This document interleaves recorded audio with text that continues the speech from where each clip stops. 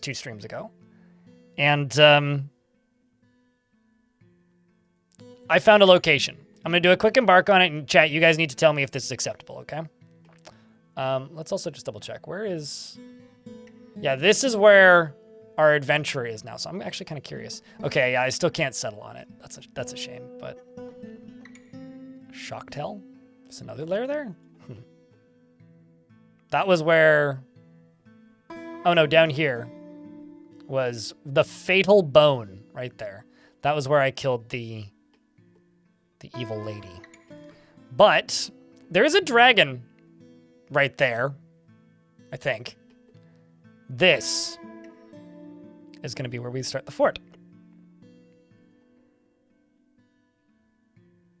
So we have silver, copper, sand and soil, and ice. Now, I'm going to be upfront with you guys. I'm actively hoping... Let's actually make this 5x5. I'm actively hoping that when I reclaim it, the volcano starts to erupt. Because I just think that would be awesome. So I'm going to do a quick embark just to show you.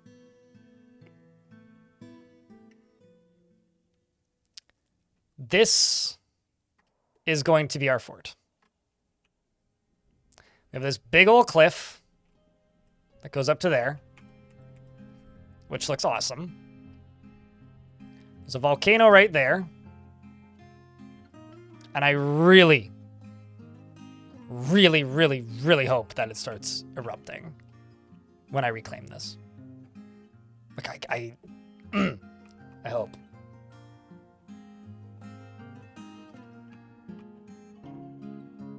How long? I mean, how tall? Oh, fuck.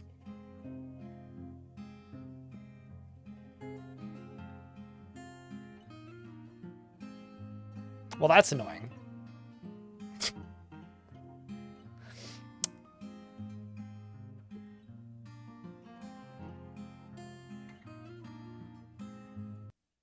It's okay, I crashed it. It's fine. I didn't want it to save. What do you mean, how long this rock is? I don't know what that means.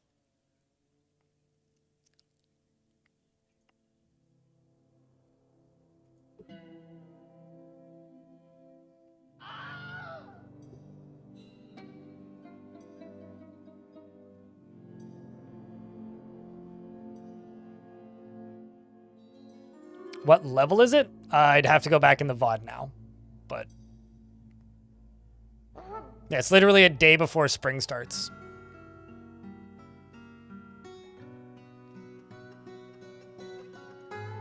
Yeah, neither did I. I also didn't see it. I would have to go back in the VOD. But it's pretty damn tall. So this is where we are settling. I'm just going to settle here properly. So I want to play as the same faction as this fort. The Knowing Theater. The Knowing Theater is who we played as the last 2 days in that previous very short fort. And that was where we played previously. I'm also wondering about these mysterious dungeons if they, since they're no longer populated, if I can take over them. That's something I want to try. But this is going to be our embark location. The one that I kind of wish that I could embark on would be these, because these would be so cool. But the Faithful Blazes and the Fountain of Scuffles. You know, the Fountain of Scuffles here, this volcano, must be named after Tekken. It must be. Hold on, just let me move my camera. Like, it has to be, you know? People scuffle on volcanoes in Tekken all the time and throw people into them. Hold crack is pretty funny. Don't hold crack if, even if a criminal threatens you, chat. That's a bad idea. So 5x5.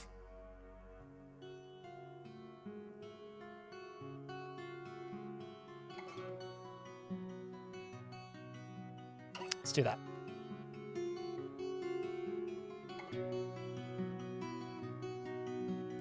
So we're going to prepare for the journey carefully.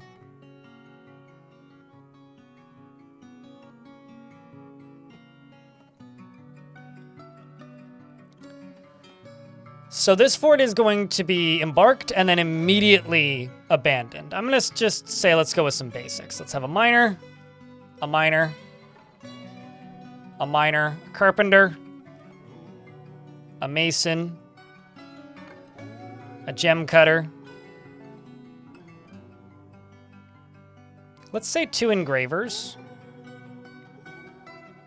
Maybe partial engraver. But let's also do planter and brewer. So I don't know what the focus on this fort is going to be. So I need some input here, chat. Because I don't really know what my plan is here. My only plan really was I wanted to make a really strong chosen dwarf and then adventure here. That's it. That's it. And if it's actual crack, definitely call the cops. I'm making drugs jokes, mans.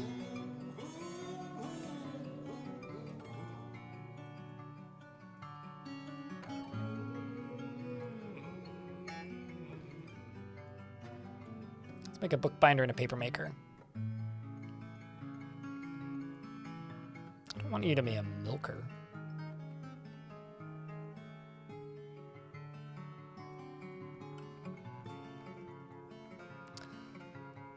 What can I do with you? Let's give you some metal crafting. It's also some engraving. Some engraving as well. Just gonna give everybody like decent engraving. I'll be fine. Bring an extra pick and 1 less axe.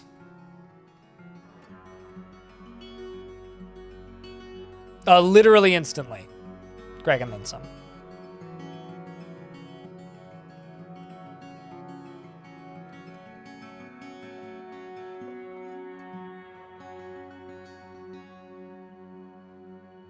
Well, I mean, that's just a project, right? Like, projects don't really equal goals, if that makes sense. Goals are more of a meta concept to me. So I'm looking for, like, kind of more meta ideas, if that makes sense. You know, like, world domination, I guess, is a goal, per se.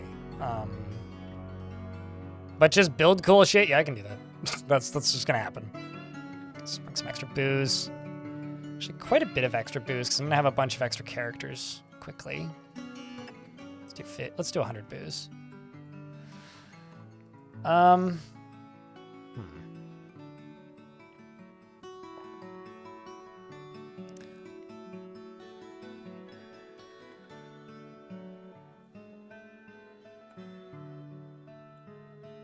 Be nice to open a shop with amazing gear for adventurers. I did that with the last fort, though. That literally was the last fort. And that was the adventurer that I just retired was the one who went and got the golden axe that they made there. Working on a list of stupid dwarf tricks. Got it. Something I need to do, or should probably do at some point. Let's actually bring a copper crossbow. And some bolts. Less quivers. Something I should probably do is I should really make a forum at some point that just says, hey, what should I do as goals for Fort? That's something I should do at some point. Let's bring some turkey. Let's bring a turkey gobbler. Let's bring some turkey hens. Let's bring some honkers.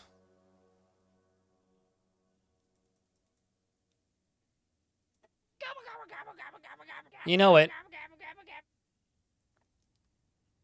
Let's bring some piggies.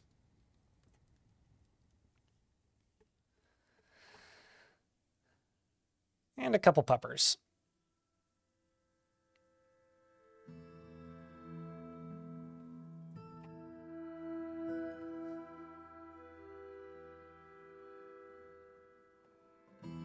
It's like any industry.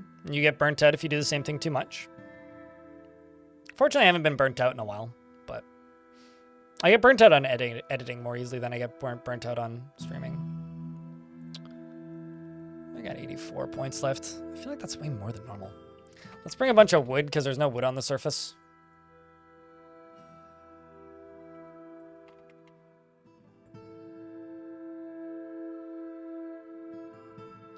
Stuck in an ad break right now.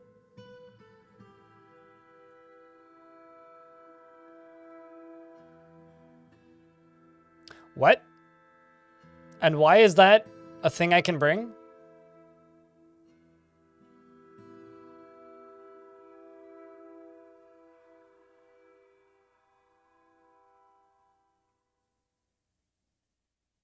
We had this discussion a few days ago, Doogie.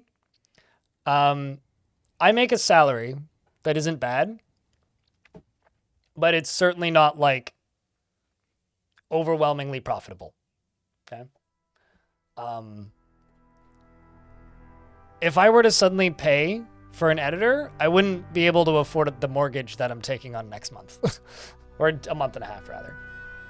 So, you know, I could hire the prolonging knowledge of how this sort of thing works is editors save you time, yes, but you need a good editor, and you need a good editor who can replicate your process. You also generally will need an editor who can sit there and watch your streams to know what they're editing in advance, to actually do it like properly. And good editors aren't cheap. So it's a lot of hours. It's a lot of footage they need to comb through. I already know the footage that I have, so actually me editing my own videos is faster because I already know what I'm editing and I already have an idea when I start. Whereas an editor needs instruction, right? Or at least needs to sit there and watch your stream and get ideas from that and take notes. So you're basically paying somebody to watch your streams, take notes,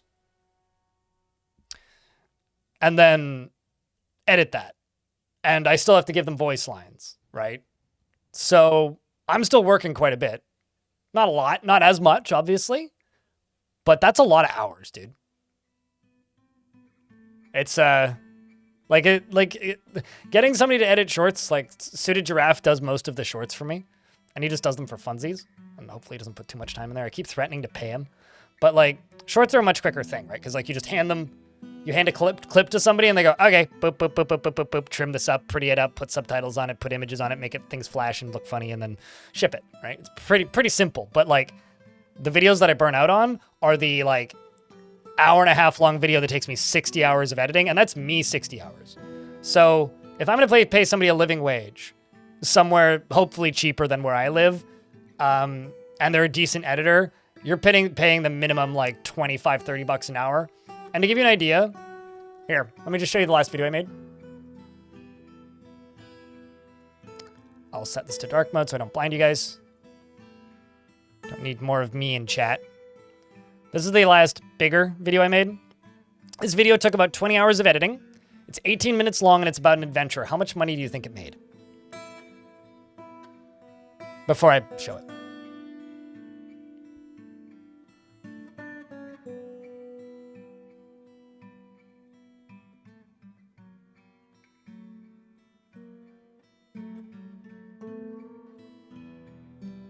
That's why I'm not gonna fucking hire an editor. That's Canadian dollars, and I need to pay taxes on that. So that's actually about 60 bucks. And this took me about 20 hours to make this video.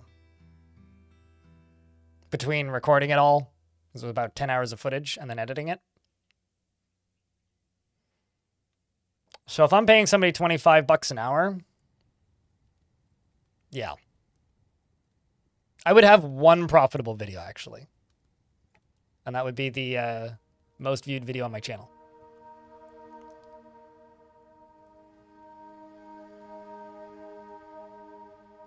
And no, I'm not going to fill my videos up with NordVPN ads.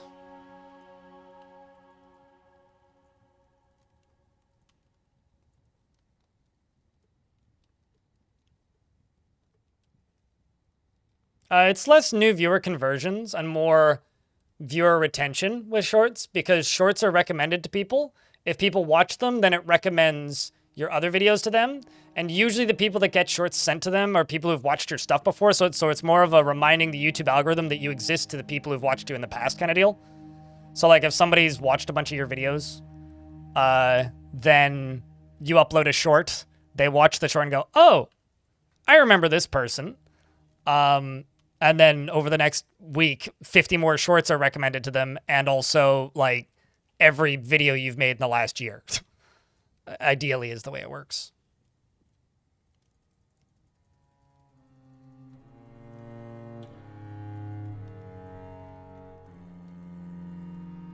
Let's get this up to like 50 logs. Got 50 logs. What else should I bring?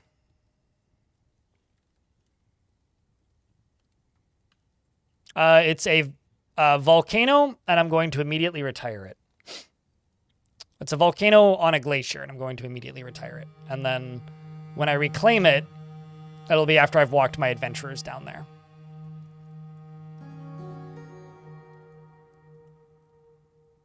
This is madness. Madness. Hello, Hobo. How's things? Yeet. I got ale and wine. Let's bring beer.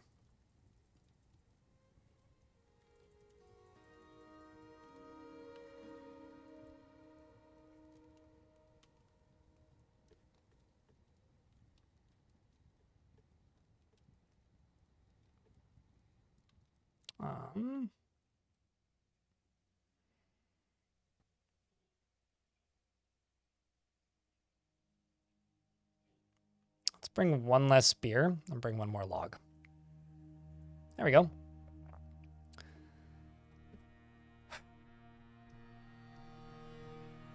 So the last fort was Winter Hearth because it was a little tavern in the winter.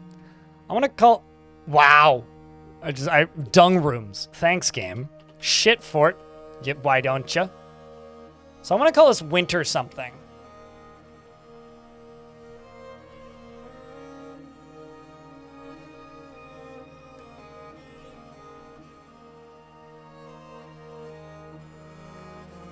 Calm down, you dung beetle. Winter something? Winter song. Winter Abbey. Winter dabbler. Winter... Right, we learned yesterday forge isn't a name.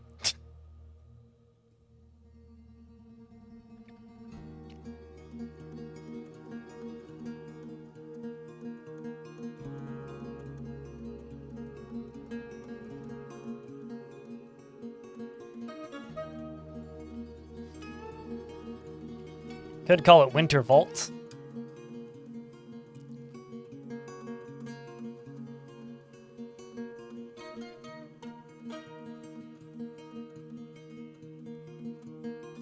Winter roast. Wait, is that actually a word?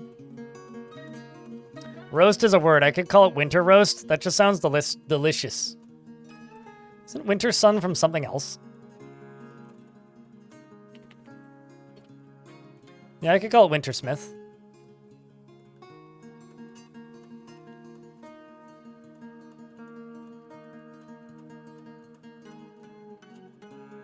Call it, I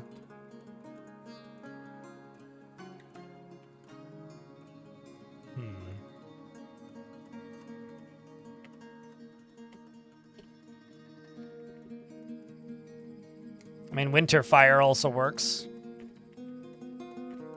Winter flame also works. Winter hall.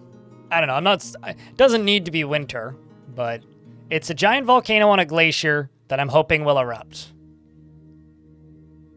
Wintersmith is a Terry Pratchett book, is it? Okay, can you tell I haven't read much Pratchett?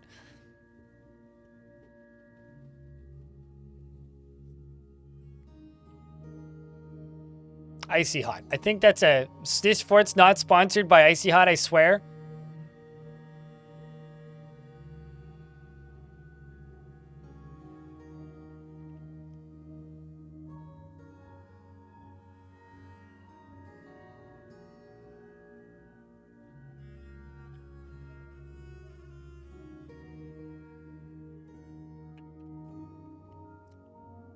Dream Hall. Yeah. I mean, that's a snowball. Yeah, you throw those. Winter Roast sounds like my tavern.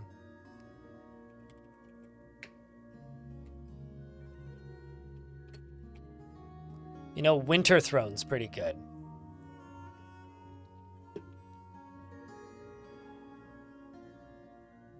What do you think of Winterthrone, chat?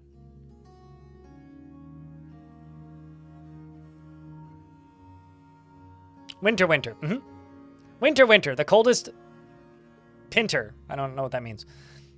The flames of frost. I don't know. That's thematic. And our symbol could be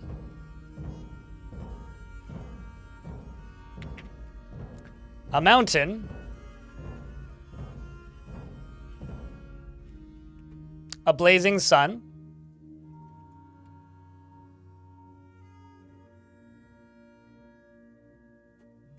the blazing sun is cooking the mountain.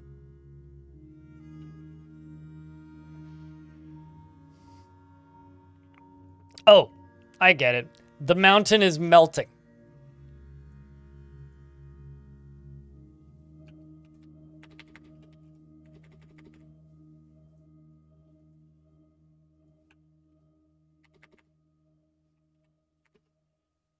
A cubic cube? Uh-huh. I don't see any ice.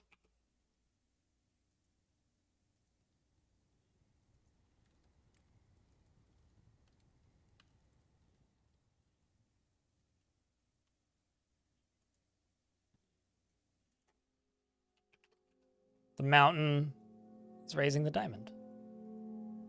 And this can be called the Frozen... Frozen, the movie of Disney. The Frozen...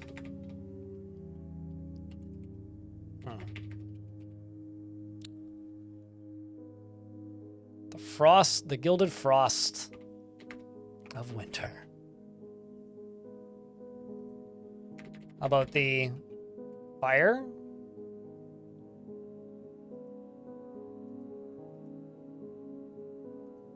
The fire frost of winter. Sure. The mountain is melting?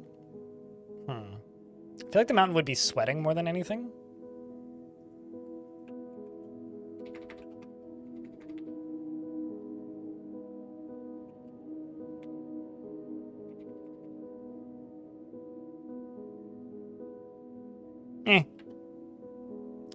Fire frost sounds rad. It kind of is pretty dope, actually.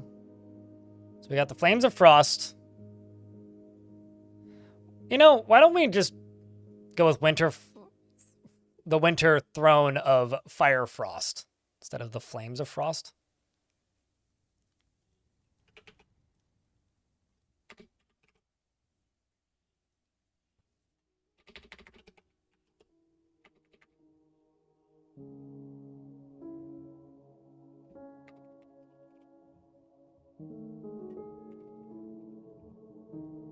The fire frost.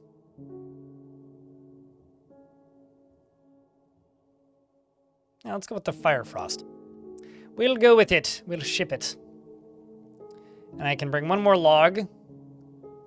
For our dwarves, we have Rakust, Nil, Solon, Nomal, Moses, Dastot, Lorbam. Shall we strike the earth?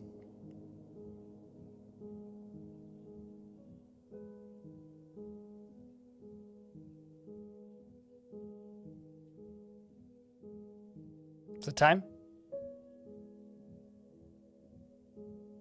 He's gonna part the glacier in front of us.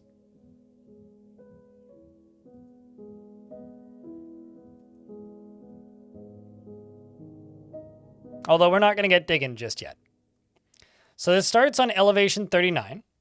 You have arrived after a journey from the mountain homes into the forbidding wilderness beyond. Your harsh trek has finally ended. And your party of 7 is to make an outpost for the glory of all Mosar Tisthad. There are almost no supplies left, but with stout labor comes sustenance. Whether by bolt, plow, or hook, provide for your dwarves. You are expecting a supply caravan just before the winter entombs you. But it is spring now. Enough time to delve secure lodgings ere the polar bears get hungry. A new chapter of dwarven history begins here at this place. Akath Lure. Winterthrone. Strike the earth. So, we've now started the fort. but I'm going to immediately pause. Let's see how tall she goes, because chat was asking. So it goes up to layer 78, and it goes down to layer 89, minus layer 89. This is our volcano. And the fortress is going to get dug into this, most likely. That kind of looks like a butt, but it usually does.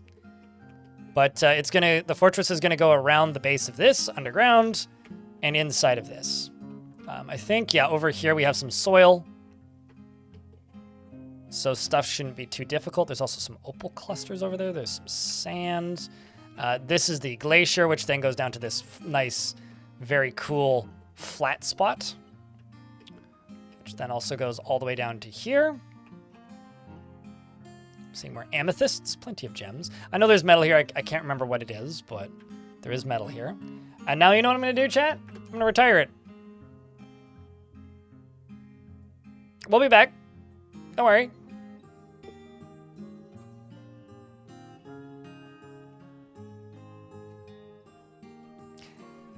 Well, great for it. Anyway, ship. Thanks for coming, everybody.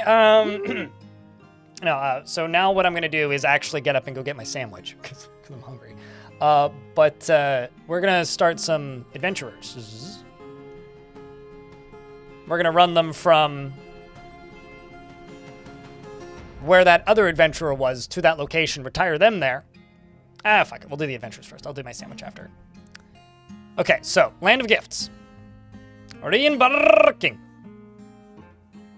But before we do this, I want to click on Legends briefly, because I want to know who that vile woman that we killed, that night creature. I want to know who they were and where they came from. Real quick.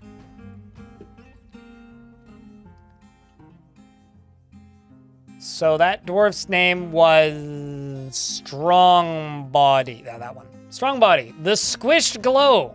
This dwarf. She was of unknown parentage, although accounts vary. It is universally agreed that was chosen by fate as a vanguard of destiny. Oh, really? I haven't read the new bit of text there. So she had 33 kills, and oh,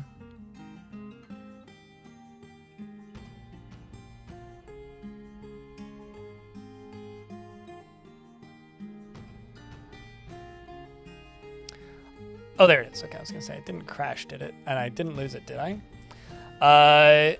Was born in 140. She was the only daughter of Ibrook the Faint and Yarrow Nutplains. Plain D's nut. Anyway, three-eyed. She was a three-eyed humanoid with short tails. Oh, was she born like this?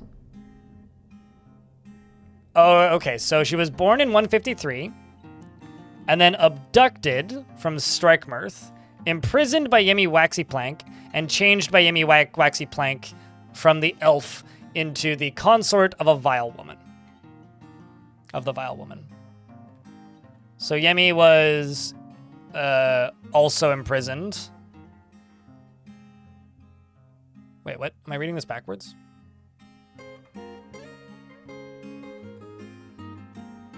Okay, so never mind. So Rethi was in fact born as a night creature.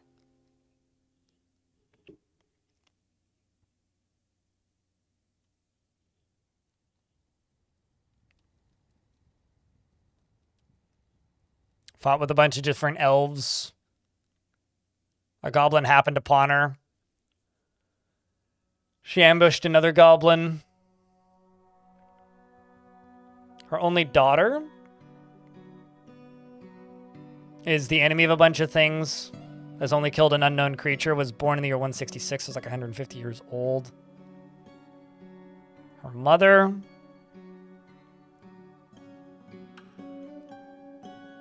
was also born. The Faint of One began wandering the living hills. So one was the original parent. It's the first of its kind, a three-eyed humanoid. It has short tails and it lumbers along steadily from place to place. Its midnight blue skin is wrinkled. You will know why you fear the night. Was killed by an elf in the tin tundra of listening.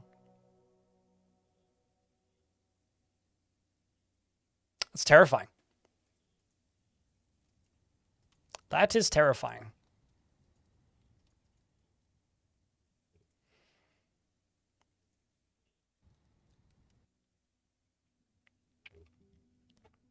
That's just most of Twitch chat, though, Yoshi the Wanderer.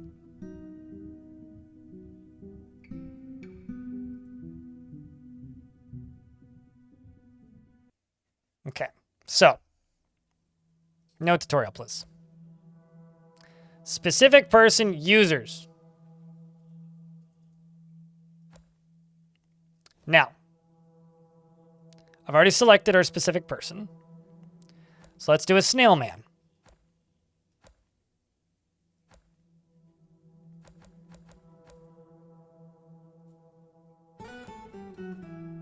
A snail man something. With musical skills, let's give you some spear skills, some ambushing skills. If I've done this correctly, I'll just kind of be able to give them skills like this. It is muscular, its shell is brown, its skin is gray. Person would have the world operate in complete harmony without the least bit of strife or disorder. Done. Sure. Add a party member. Let's do another slug. I mean snail.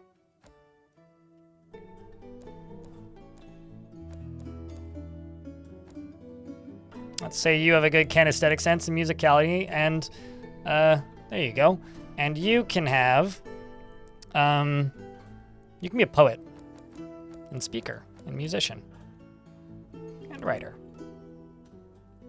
Maybe some reading skills,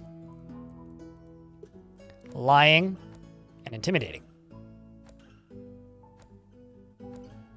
We can get to know these characters once they're in the fort. Add a party member. Let's do another snail.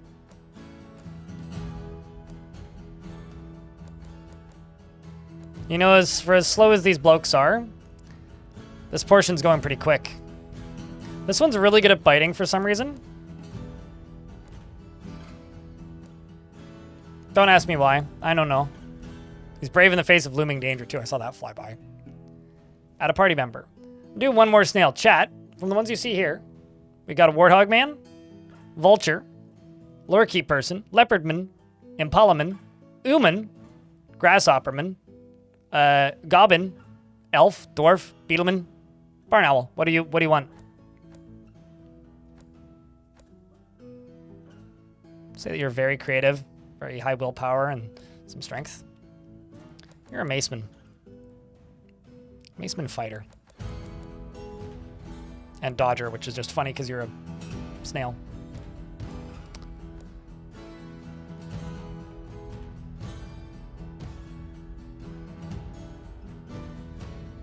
So leopardman, looks like. Could do some beetles.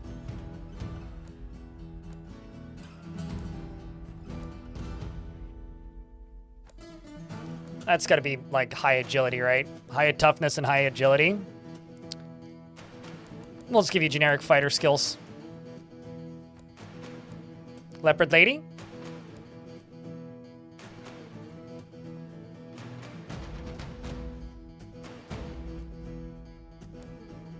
We'll do a second one.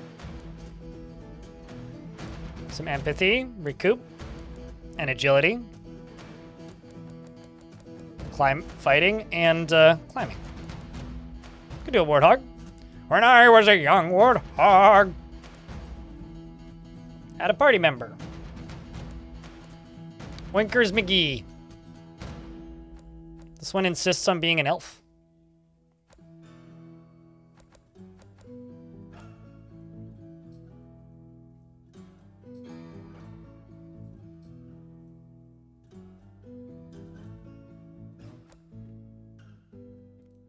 This is definitely a singer.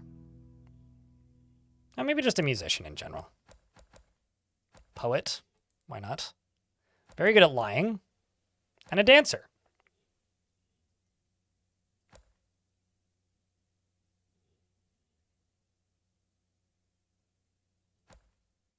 Yeah, the jaguars seem very surprised at their own existence, don't they?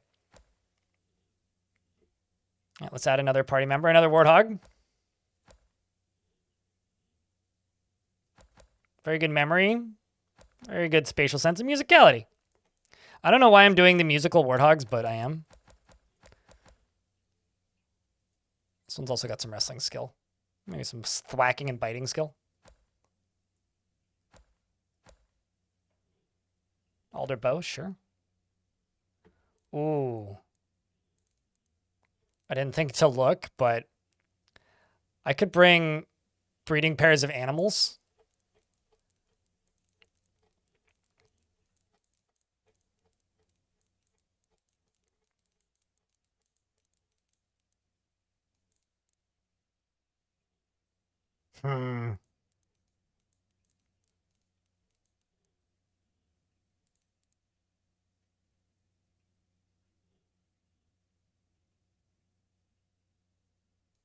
I love how the giant elephant sprites don't fit in the square. And it's just like they're back in the corner. They're like squinting through, like they just look angry.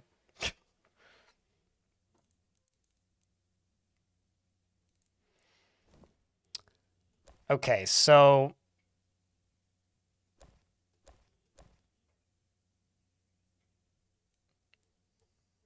how much stuff can I remove from them?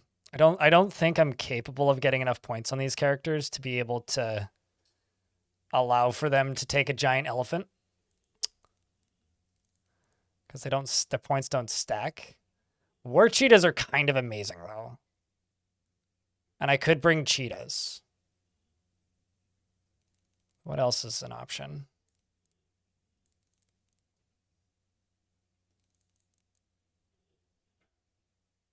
Ooh, tiger.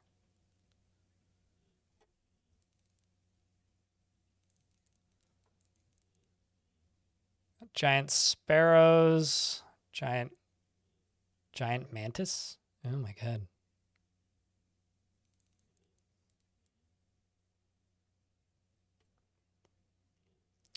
So I could bring giant cheetahs. Because those can be war trained.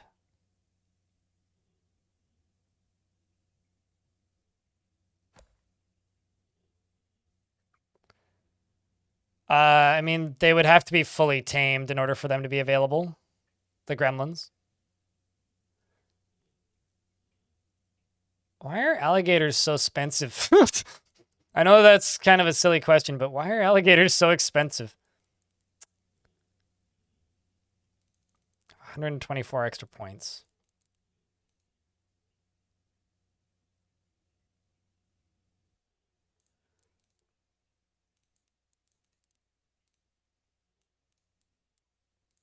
I could bring a giant American. That's a giant eagle. Oh my god, giant pythons. Giant slugs!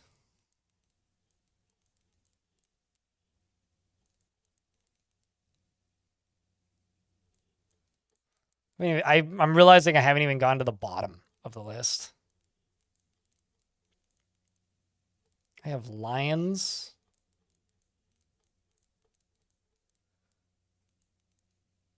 Rattlesnakes. Oh my word.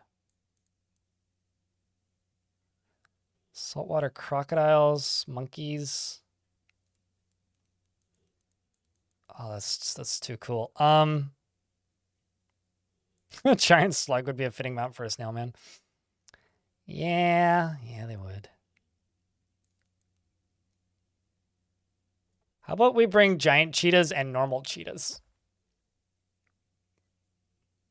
So you've got... Hold on. Giant cheetah and normal cheetah. It's like, don't talk to me or my son ever again kind of energy.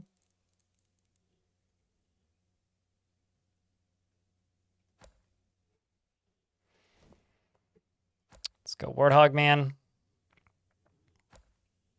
Actually, no, I don't want the normal cheetah. Just get rid of that. Let's just give you Animal Trainer, actually. That would be fitting here. Animal Caretaker. Also a Clother. A Leather Worker. Let's give you Memory, Creativity, High Focus, Willpower. And you can bring an additional giant cheetah, another lady giant cheetah. They poof into existence when the player says so, is how they make children. But in real life, snails are asexual, aren't they? I think they are. I know slugs are. I would presume snails are too. So they've got giant dingoes.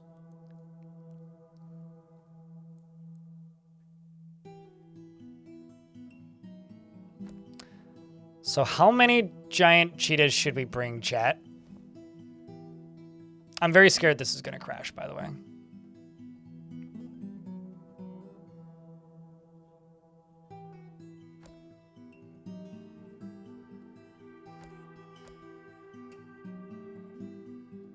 Hermaphroditic, they have both parts? Oh, really? Okay. I thought they just, like, self-replicated.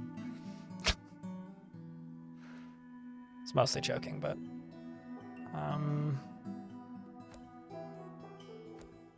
I mean, in adventure mode, they're asexual. Anyway.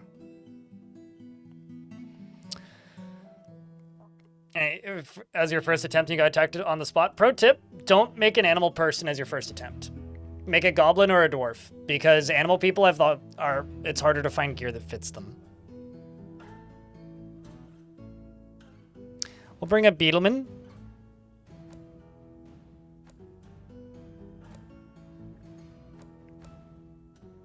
Gotta have very high empathy. Let's make the beetleman the doctor.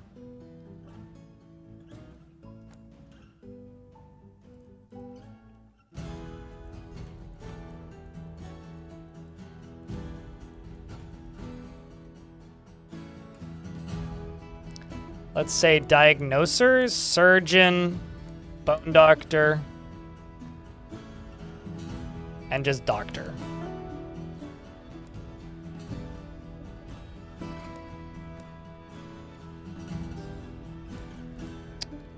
I don't think you have any fun animal options, really.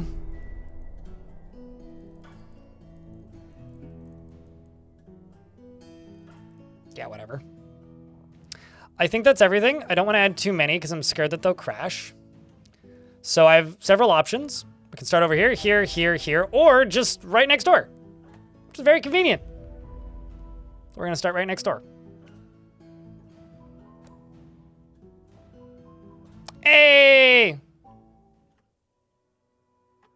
What? Oh. What? It's good to see you. It's great to have a friend like everybody's just babbling.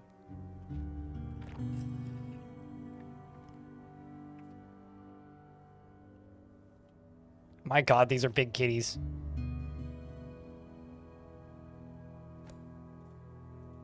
Brought a giant cheetah cub. I guess I kind of screwed up there.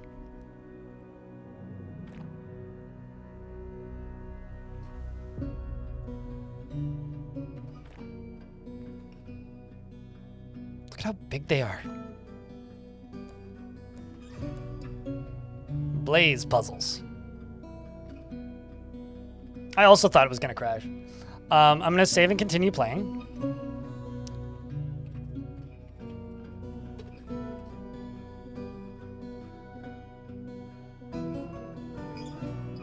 And now let's walk to that fortress and reclaim it. And then the new fort begins with a bunch of nonsense going on, and we're going to run out of food really quickly.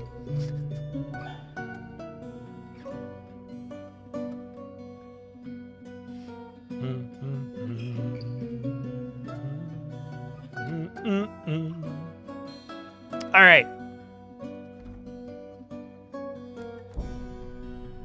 Hi-ho, hi-ho, it's off to new home we go. Oh, first we have to go this way. Oh my God, are we on the roof? Oh, for fuck. Why are we on the roof? Game? The hell? Why would you do this to me? Okay, fine.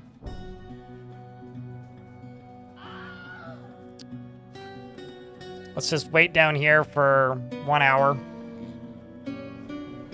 I feel uneasy.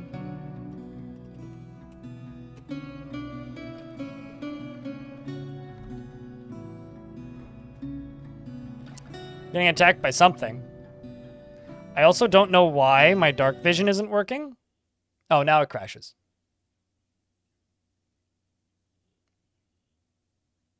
Shite. Okay, well. It's okay, we got the save in. It's fine. Good call on the save, by the way.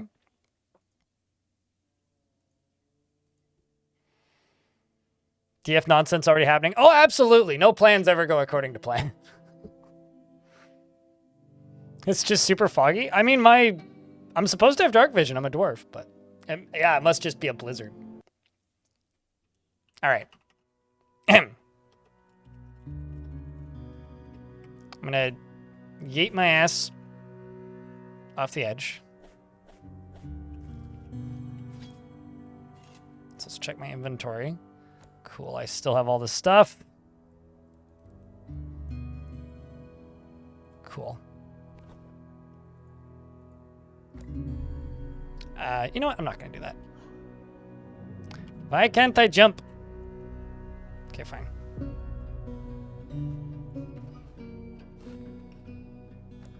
Wait, 1 hour. Okay, much better. Everybody figured out how to get down. We got lots of animals getting pets. They're all going on about how it's great to have a friend like me. I guess. And I go up into the overworld. Let's just go this way. Me and my funky little crew of frenzies.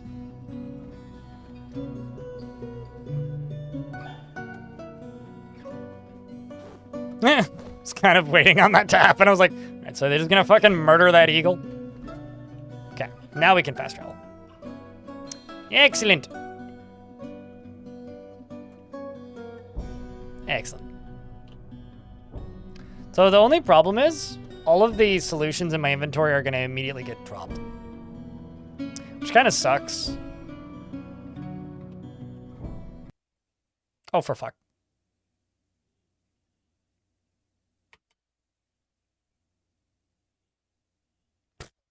Progress. It's a very big party. I'm kind of not surprised. Usually if you make parties bigger than like 3 or 4, you get weird crashes kind of constantly. It used to be way worse, but... All right. Attempt number 3. I need all of your energy, chat. Please don't strike me with lightning. I'm not being super literal. But... wish me luck.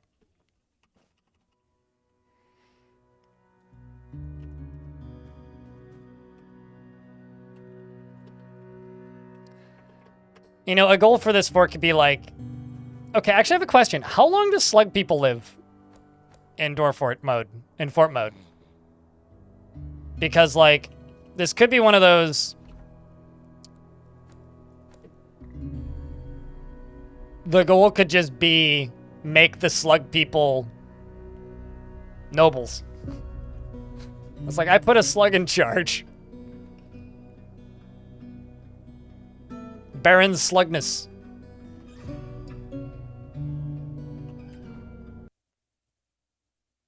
Okay, so I can't stop. That's bad.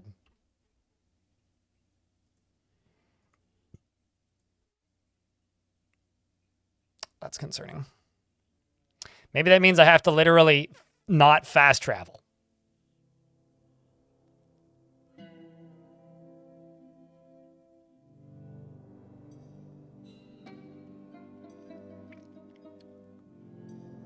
I know snails live giant snails live 1 year. Snail people have a different lifespan.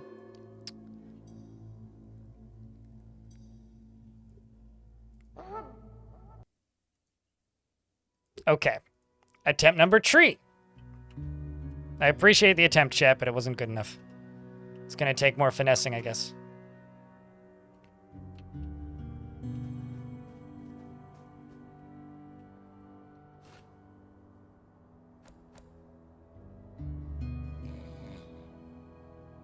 So I wonder, if I go up above ground, it doesn't crash. So I'm going to disable overlay. gonna fast travel.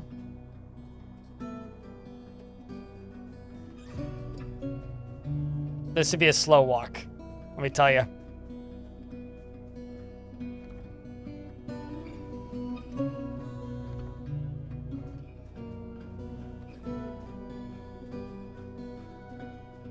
What in the animal tamer? Well, not really animal tamer per se. More just what in the adventure mode. Stop worrying.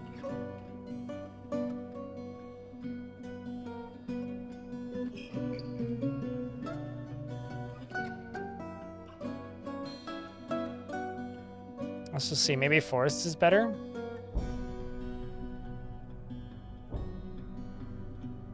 Oh, I hit the wrong word.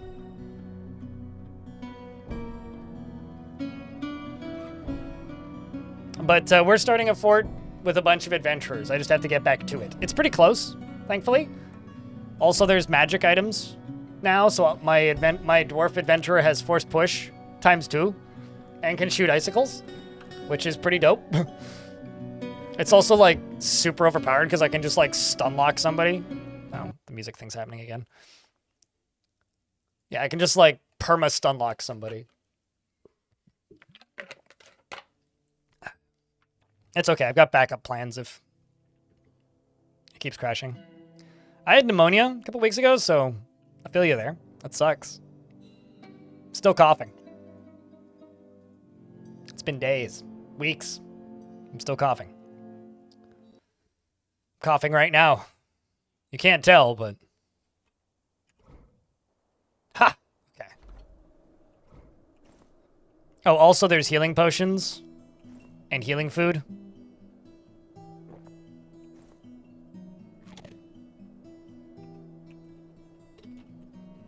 It regrows limbs. Okay.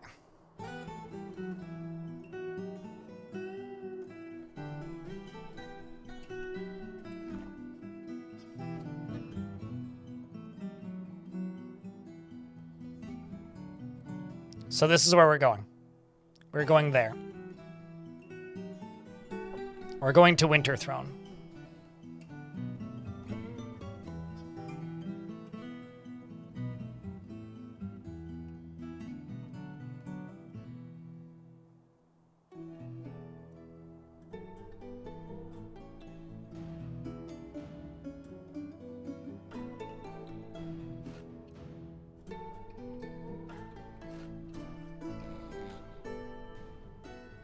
Sleep for 8 hours.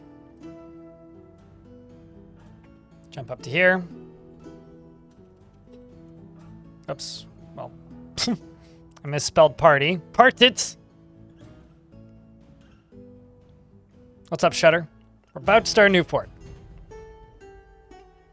Although, when I reclaim it, I'm hoping the volcano erupts.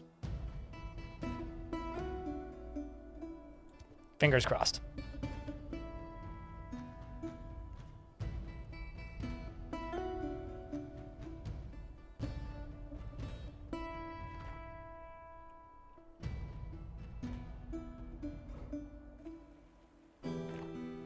Hungry and very thirsty. All right, well.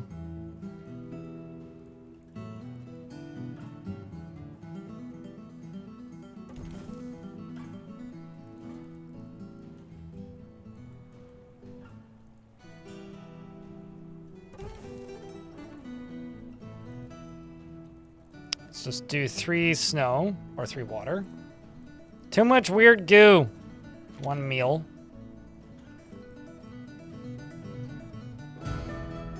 Water, 1 more water.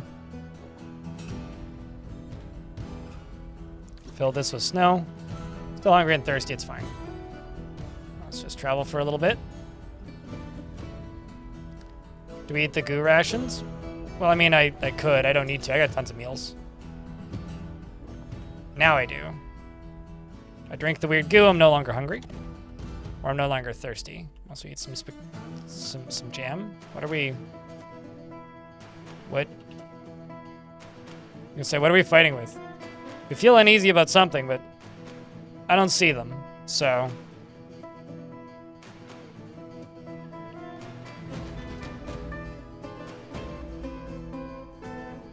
But yeah, if you haven't looked, Zwar, I would look at the patch notes for the beta branch. Because it's pretty cool. So this is where I'm worried about it crashing. Oh. What? There's an evil entity or something attacking Winterhearth. Oh, that's terrifying.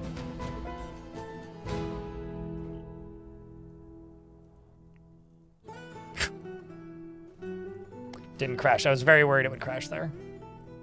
Let's eat the jam, drink the goo, eat a meal, eat another meal, sleep for 8 hours.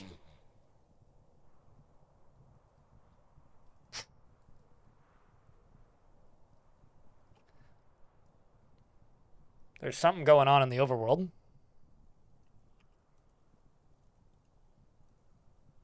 Regain consciousness. Eat a meal. Eat another meal.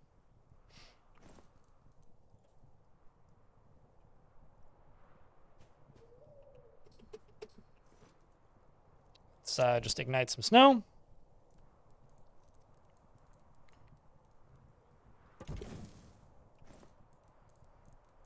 Melt some water. 1, 2, and there we go. Cool. We shall now walk to my fort. Oh, sure, we could save.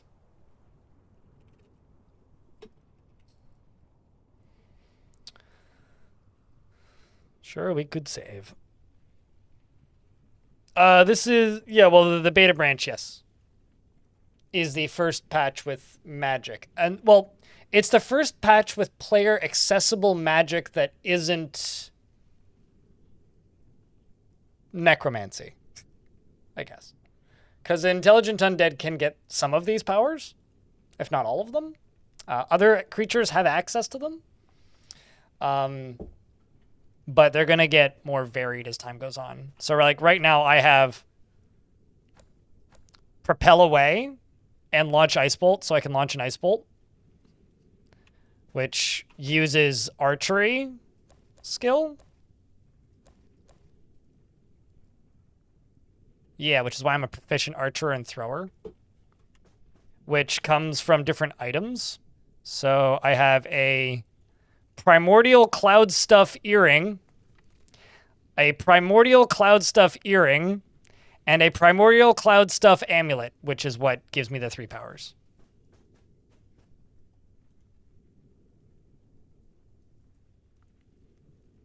I'm going to greet the listener. They say, hello, I'm Dastot Girderinch. Rest.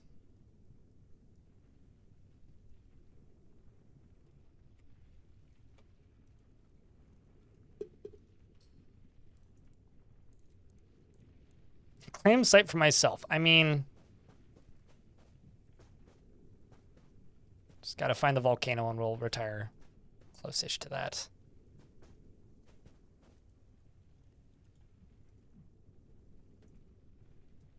Let's just zoom out so I can see better.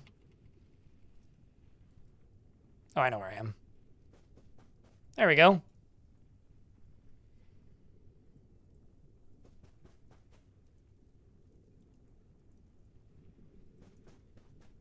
And here we go. So this is going to be where we start a fort. So before I do anything else, start a conversation with this dwarf, greet the listener. My name is Cena Strongbody. They're all sleeping. Well,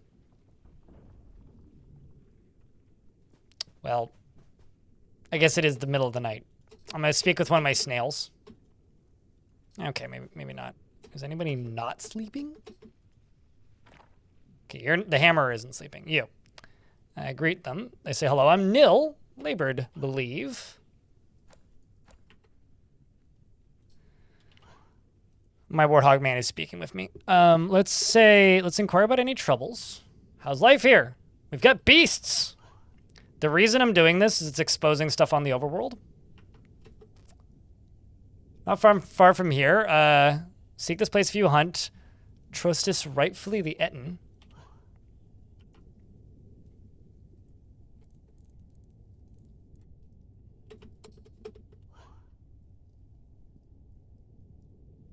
Let's ask for the directions. They give us directions. Because, like, by default, a lot of stuff isn't exposed on the overworld, right? Let's ask about the surrounding area. Ask me when I've returned to my home. Well, okay, fine. We're going to retire at this location, chat. That's what we're going to do.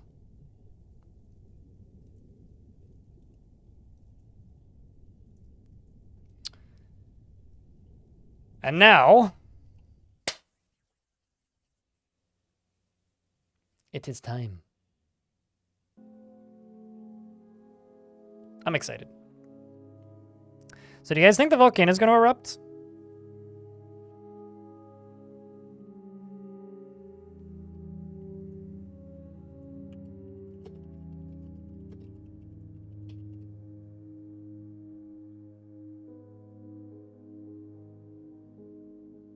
It's a terrifying thought, isn't it? It's almost what with the variety Aranamo?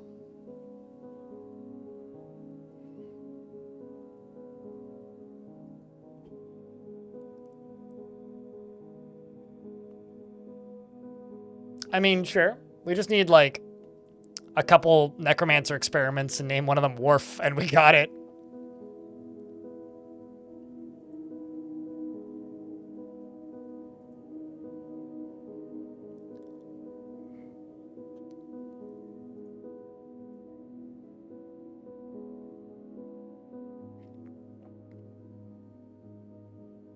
So that took like a day in game to do, to walk adventurers there. But then the 2 weeks reclaim is what takes time.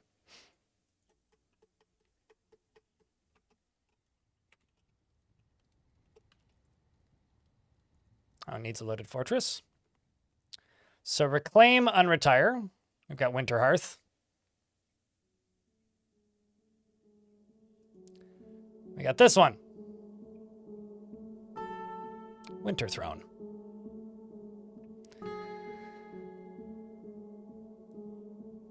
Place your bets, chat. Here we go. You have your sturdy. You have returned. How have your sturdy charges fared in your absence? Have they gone on adventures or moved on to richer settlements, delving at new frontier settlements? Perhaps they are still here, unwilling to leave the magnificent fortress. Yeah, that you've prepared for them. Deep underground, the promise of treasure and the thrill of overcoming danger have lured you back to this place. Will you strike the earth again? Reclaimed as capital? Yeah, that bug still exists. It does make sense in one sense. In that my adventurer was a lady. But, that's fine.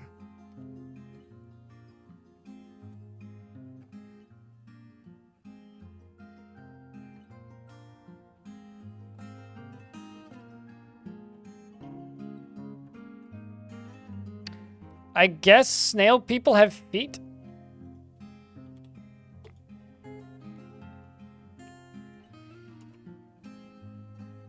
So now we have, well, I actually can unassign a bunch of this stuff. I don't need a sheriff.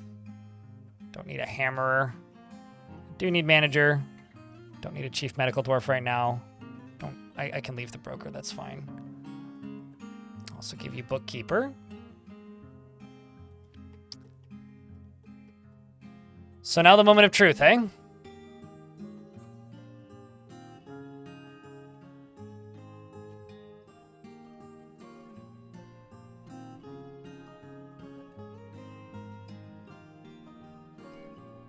Wow.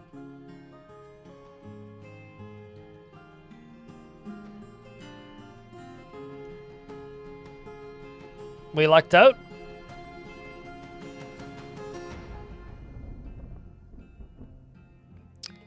Well, I think that's a shit ton of coins on the ground. That's what I think.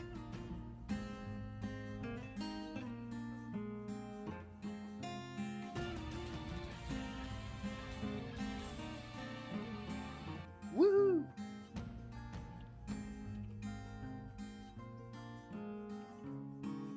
I need to find my Dwarven adventurer lady.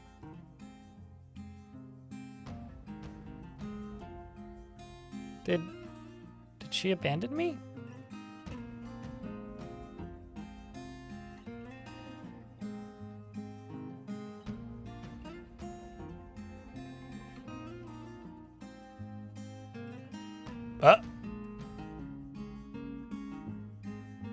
Huh.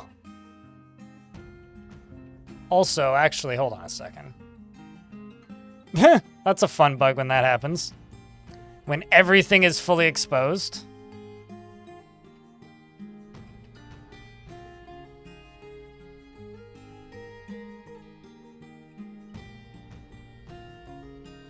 Maybe she's a visitor. No, she isn't.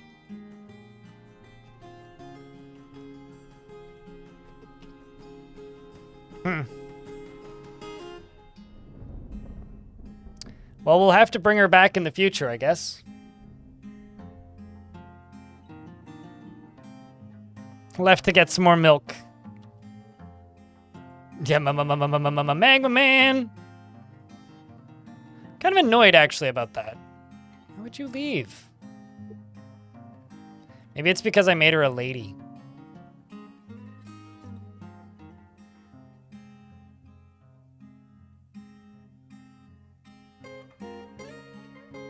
Also, that's interesting.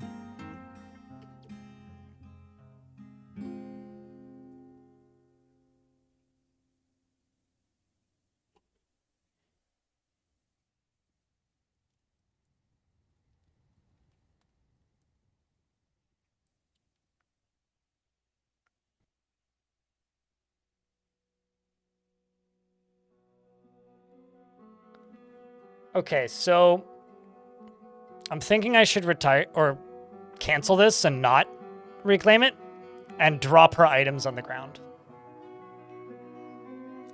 Because I want those items. Because I don't think they got dropped here anywhere.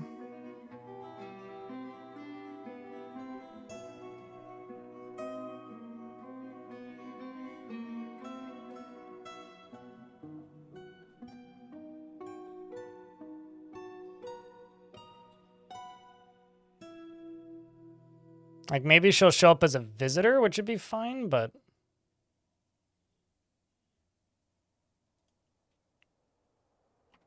I mean, it's not in the stocks, I can tell you right now.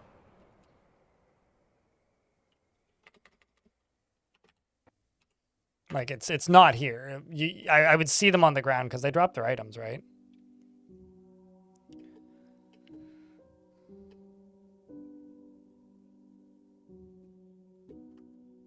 Yeah, I'm just going to do that.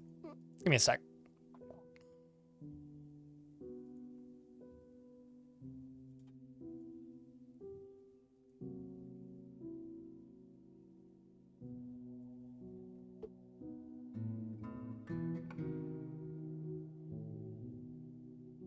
So I'm just going to get her to go here and drop the items. I'll maybe see if I can get her... you know what I could do? This would be something I've never done before. I could get her to claim this location as hers. Do you think that would make her do that?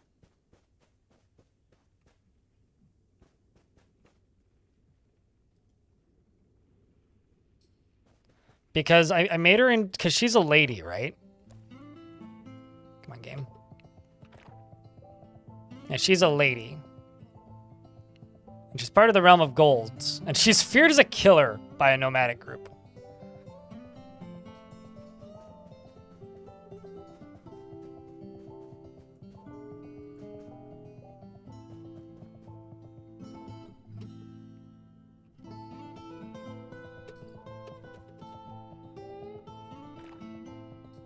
Okay, so you're awake. Let's greet the listener. I am Moses, he says.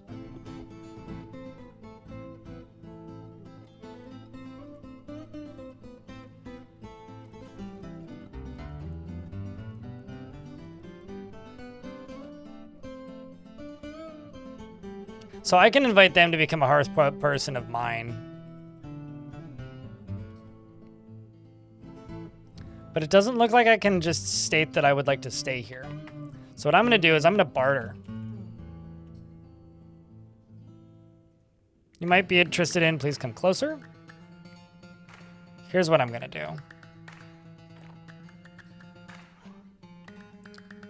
I'm going to barter items. Give, exchange, or barter. I'm going to give him the liquid. I'm going to give him the artifact axe.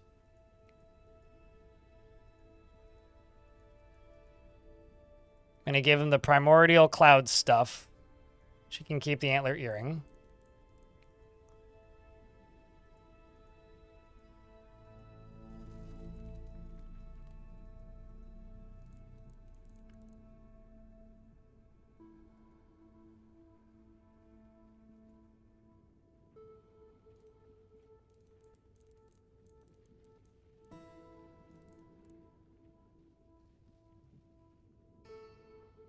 One of the weird goos.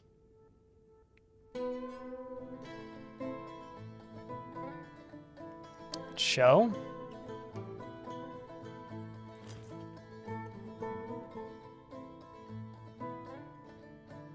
So I've now given him a bunch of items. I just realized I don't think I've ever actually heard that one song play.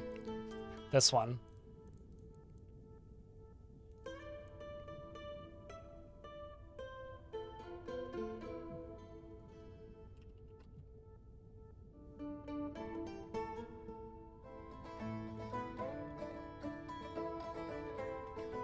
I'm worried that if I claim it as mine, I won't be able to reclaim it. But let's try it. So what did we call it? We called it the...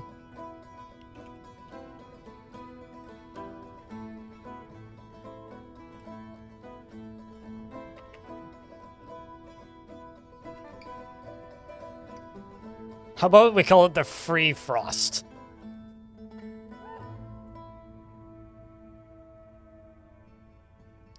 I am now in charge of Winterthrone. Make way for Lady Cena's strong body, the squished glow, and the free frost.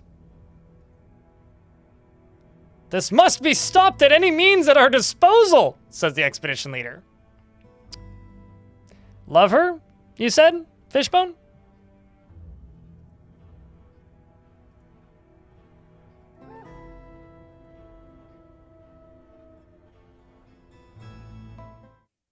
Snooze good, Laya. I'll be on Monday, probably. Monday morning.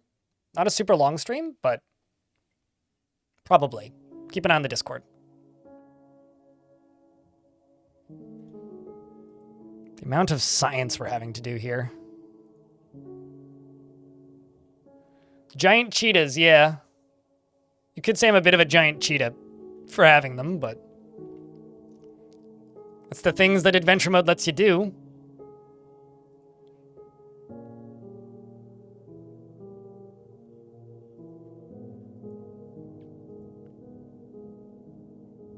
Okay, so now start a new game in existing world.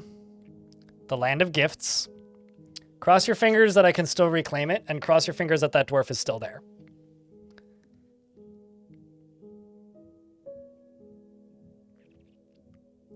Because giving him all those items, well, I mean, he kind of just had power taken away from him, right? You know, you give somebody $100 and they go, oh, fuck yeah. You take their job and they're like, hey, wait a minute. Which is kind of what just happened.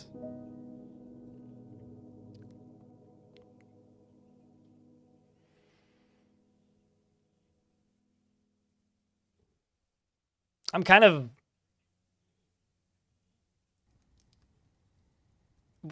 not shocked, but there we go. Settlement to Winterthrone, regain their senses. All right, let's hope that she's there.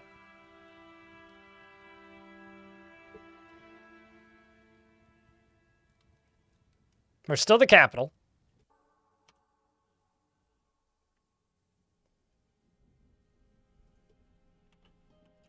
Nope. No, she isn't. But if I have a peek in Moses's... Oh.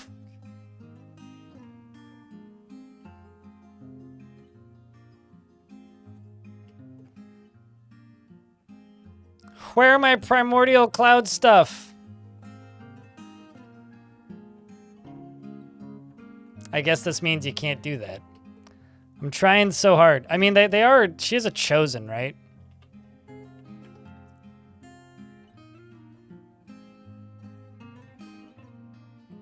Oh, fuck!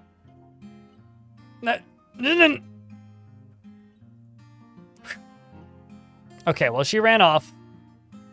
But...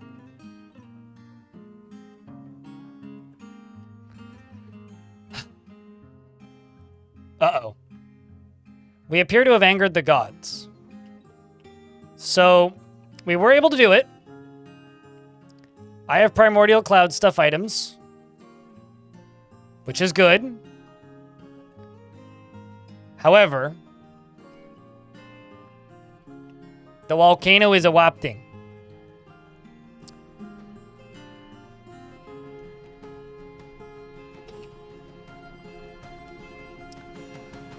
You ready for a new fort, chat? What happened, chat? So the chosen dwarf adventurer vanished, leaving some gifts of primordial unknown. That. We are the capital. I have a bunch of snailmen and giant cheetahs in the fort, and the volcano's erupting. Any questions? Let's go back to the old fort. The one where it wasn't erupting. I wanted it to erupt, though, so I'm happy. Let's see. Are the caverns still visible? They probably are. Yeah, they are. Okay, that's whack. Oh, wait, what? Oh, I see. I get it. So I have access to the lowest down cavern layer, and that's it, visually. So I can see the furthest down cavern layer. This one, because of apparently we have a giant snorkel that we stuck, or a giant whatever the things that submarines use that you put all the way down and peeked underneath. So anyway, that's gonna start erupting in a second. Yes, they both do, but that's exactly what I wanted. Periscope, that's it. So. I hate to leave you guys with a cliffhanger, but I have to pee, and I'm also really hungry, and it's 5 p.m. I'm not going to end the stream, though, as long as you promise to hang tight for a few minutes. I'm going to go get my sandwich, and we'll keep going for another couple hours. Sound good? Thumbs up? Okay, I'll be right back.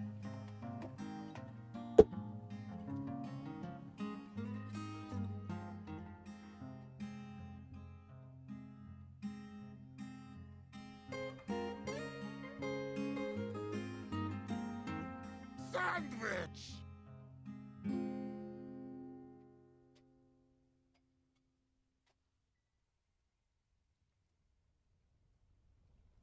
Let's take a lovely fruit, the tomato. Remove everything that's good from it, the seeds, the vitamins, the nutrients, everything that's good about it, and just jam it full of shit garbage shit sugar. And put it in a shit bottle that sounds like shit when you put it on your shit. It's shit! Stop eating ketchup!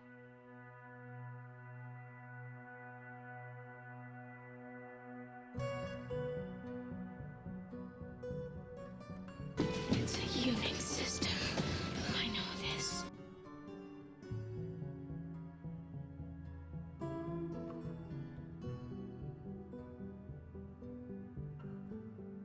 You fucking donkey!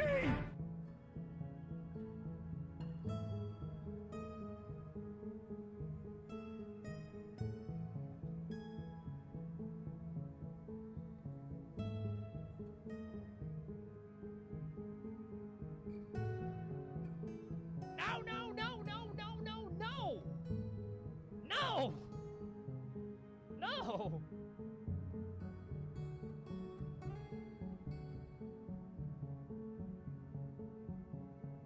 Heal, damn it!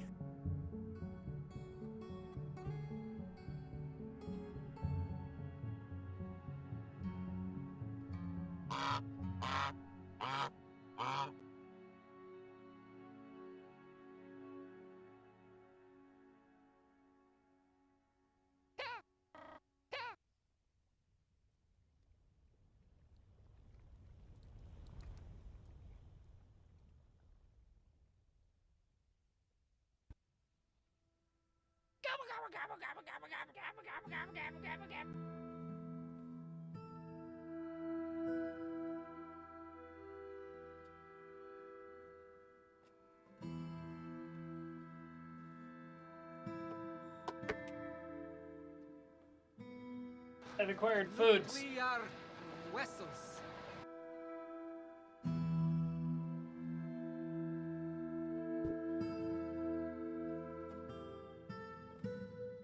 Hopefully the step away wasn't too traumatic.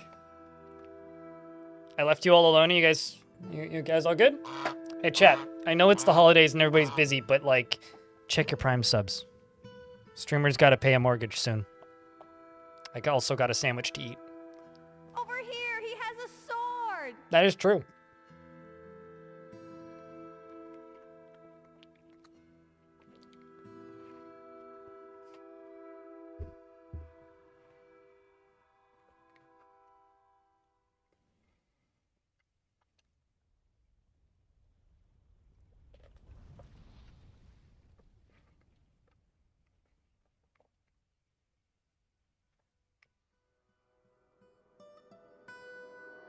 Victoli, thank you very much for the first notification of money of any sort in 6 hours. That's the first time I've made money in 6 hours. And Benny Pizza, thanks for the second notification of money in 6 hours. Appreciate you.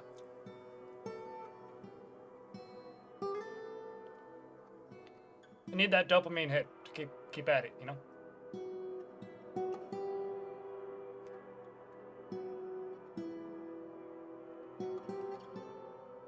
Sandwich!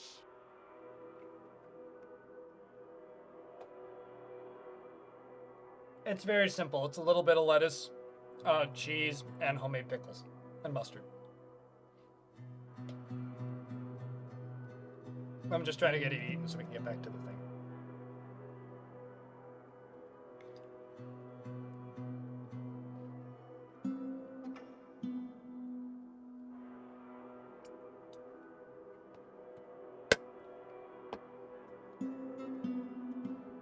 Sleep well, Bastet.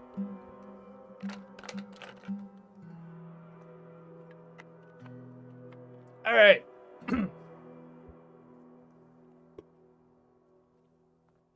So, something I can do now is enable the thing that hasn't been enabled in a while.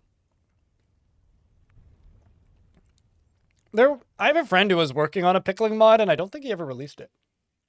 But no, dwarves can't pickle. I wish dwarves could make sauerkraut and pickles. That would be cool. It'd be a reason to settle on oceans for salt water. Snail! So, Snail, I have a question. Do you want a snail? Because you can have a snail. And we can name your snail Snail. Is it bad that I want to take a snail man and name it Snail? That was Tekid, yeah. Which snailman would you like? I got Bora, Urgrad, Amsan, and the Small. Or them small. Them tiny. Tiny, we call them. And then the snail can have a cat named Meredith. Is this a reference to something?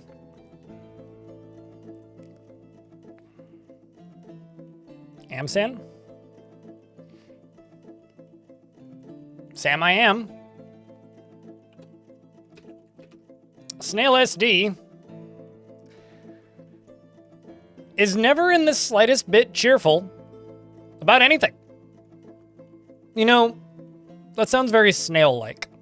And he is conflicted by this as he values parties and merrymaking in the abstract. He is incredibly brave in the face of looming danger, perhaps a bit foolhardily, which is very unsnail-like. Yeah, they're quite small. I mean, Dwarf Fortress Wiki, snail man. A snail man. Okay, they're about half the size of a dwarf. So they are 35 centimeter. Okay, 35,000.5 specifically centimeters cubed. Why are they 0.5?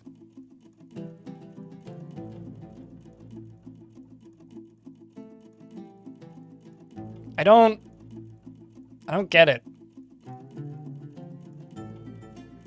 Okay. Anyway, it is careful with resources when working on projects and often spends unnecessary effort. It dislikes helping others, tends to be swayed by emotional appeals, and tends to form only tenuous emotional bonds with others. It tends to consider what others think of it, and it tends to be passive in discussions. It generally acts with a narrow focus on the current activity, and it likes to brawl. Brawl. Doesn't mind a little tumult and discord in day-to-day living. So basically, they are half the size of a dwarf. So they're like a child size. Dreams of making a great discovery.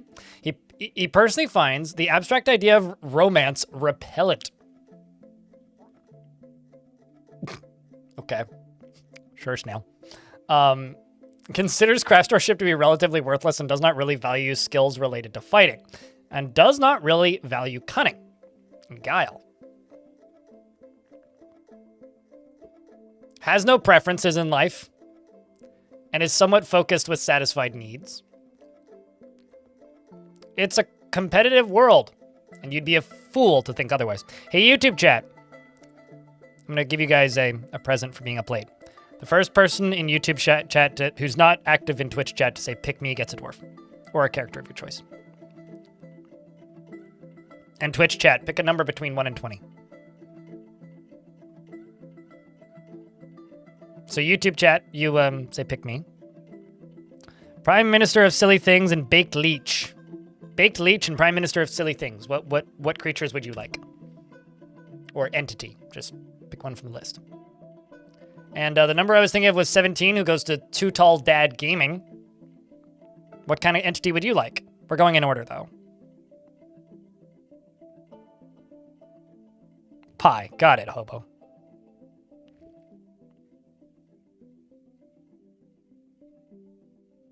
Although I am just going to jump into this screen real quick and just remove everybody.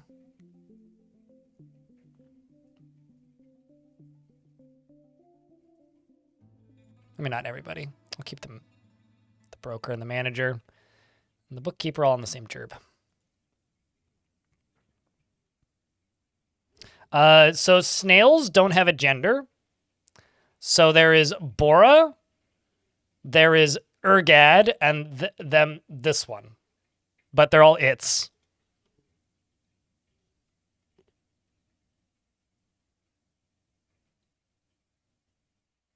Don't know why it shot twice. Lag. But which one would you like?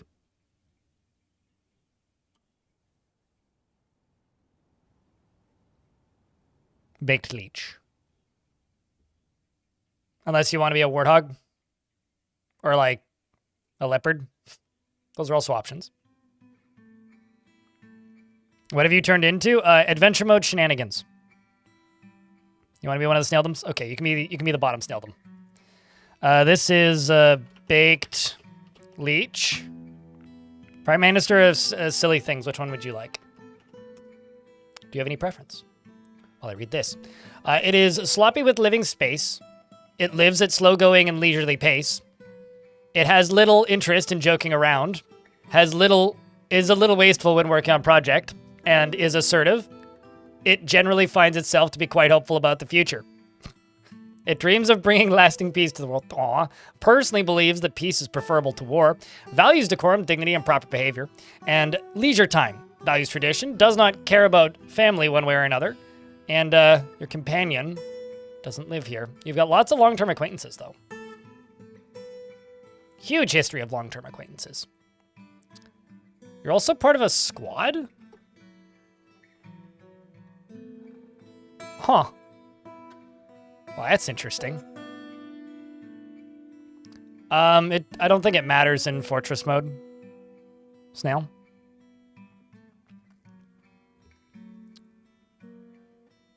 Interesting. Urgrad. You want to be Urgrad.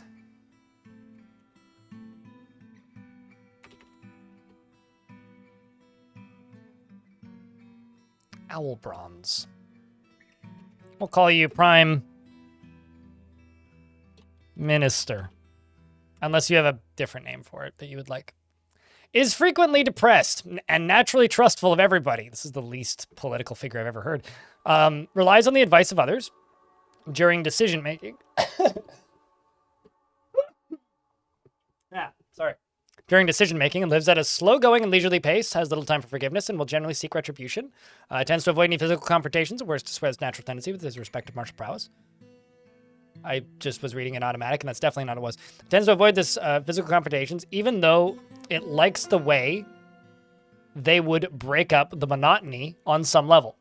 So doesn't like confrontations, will do everything to avoid them, but likes the way that they would break up the monotony on some level. I've never seen that wording before.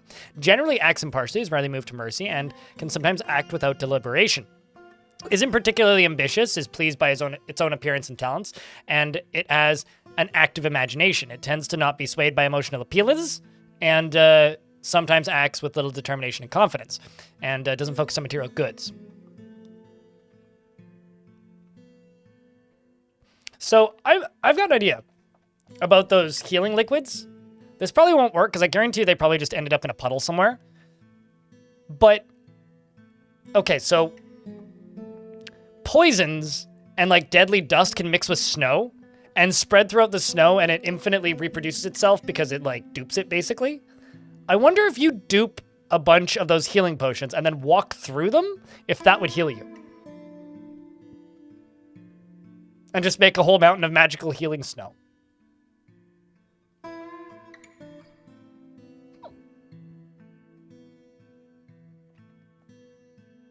We'll have to test that at some point. I mean, I think there's some in the ground somewhere.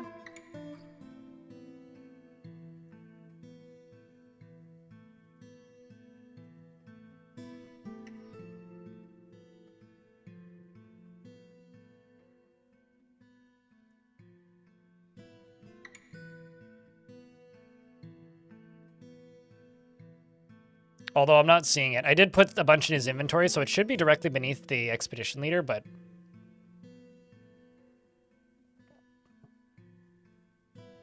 unfortunately, yeah, I don't see it. We do have the axe, though, so that's cool. Yeah, it's just ice. Actually, hold on, let me check something.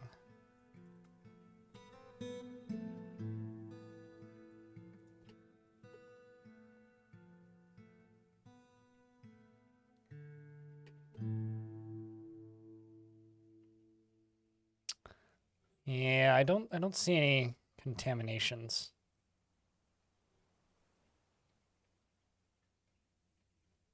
Oh well, whatever. All right, so now the last thing is Too Tall Dead. You want a leopard man. Number. Thanks for the 4th month, Andromeda. That means a lot. Really does. Too Tall Dad. Color Kind Lead. Color Kindled, probably. It's not the type to fall in love or develop positive feelings, is rarely jealous, is a cat, and also likes to keep things practical without delving deeply into the abstract. He is not inherently proud of his talents and accomplishments. He doesn't tend to hold on to grievances. He takes offered help and gifts without feeling much gratefulness, and he occasionally overindulges. He is often cheerful, and he is slow to trust others. And he dreams of making great discovery. Personally, finds friendship burdensome. Doesn't really see the value in... doesn't really value cunning and guile. And does not really value skills related to fighting. And doesn't see cooperation as valuable. And he was definitely a cat. Dreams of making a great discovery, like most cats. Can this fall off table? There you go. Now, something else I need to check, because I'm bloody curious.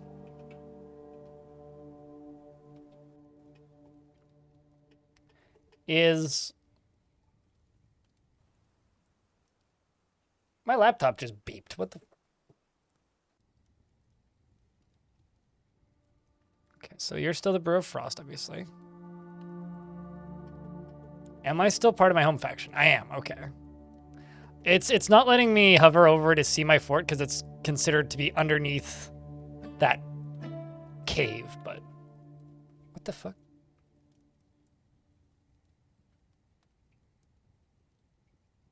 Why am I at war with the mysterious lair of Holdcrack?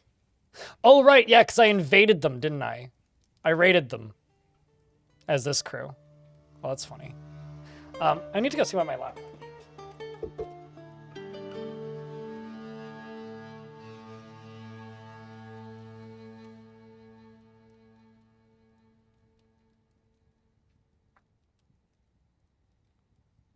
Apparently, I left it in sleep mode and the battery died. Well then. It's fine. I'll plug it in later.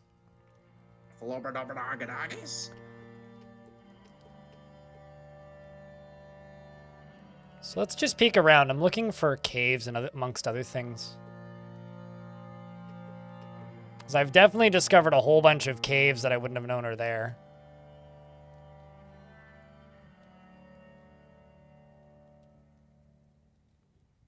Yeah, there's so many caves up here. Also, this is a cool area in here because that's a dragon. And this, the Water of Trusting, this is a Joyous Wilds freshwater lake. There's a lot of really cool things in this world, let me tell you.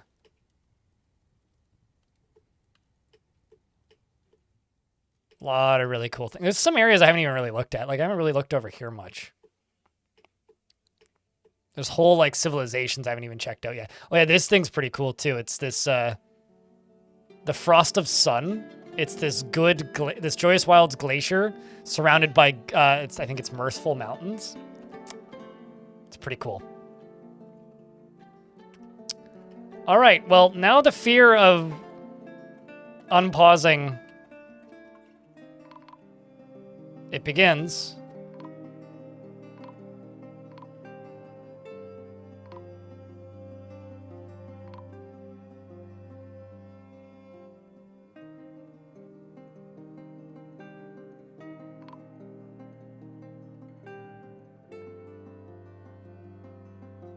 Well, that's kind of terrifying.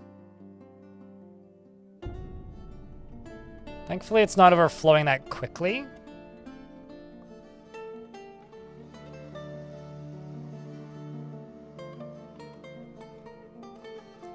Is layers being visible a new thing? What layers are visible? Golf pane? Oh, layers? No. So the layers are visible because I discovered them in adventure mode. If you discover them in adventure mode, they remain discovered in fort mode. There's actually an option to disable that. Yeah, we saved right when I started, but I can save again. Saving isn't that big of a deal anymore. I don't know really why you're telling me to quick save constantly, but you only really need to save right when you start. Fort mode doesn't crash that much. But yeah, I did in fact save right at the start.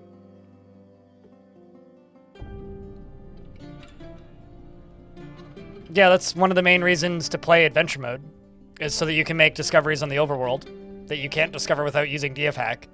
But this is one of those reasons why I've always kind of pushed back on DF hack in some ways, because it negates the reason for you to interact with big mechanics like adventure mode. I mean, yeah, you could just reveal all hidden sites, which is a DF hack command, which will just reveal those all in the overworld. And then, or you could, you know, when you generate the world, set it so that it doesn't have any hidden sites. You could do both of those things. Or you could do neither of those things, and it's a pretty cool thing.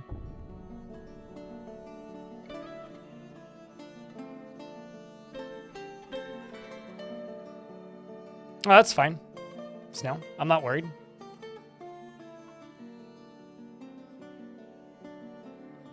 I'll have plenty of livestock I can kill. But also, I think that may also be old info. I don't know. I haven't had animal people in a fort like this in a really long time. Considering the wiki does state that gremlins only eat bones, and I can assure you that's not the case. So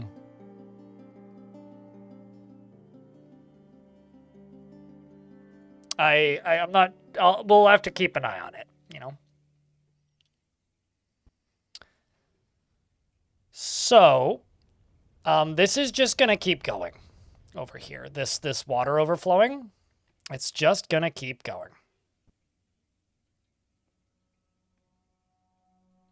I don't really know how to feel about this.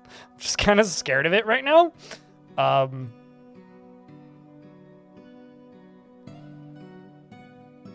Now you want all the gremlin nobles. Gremlins are great, but they're also like very buggy and kind of annoying to manage.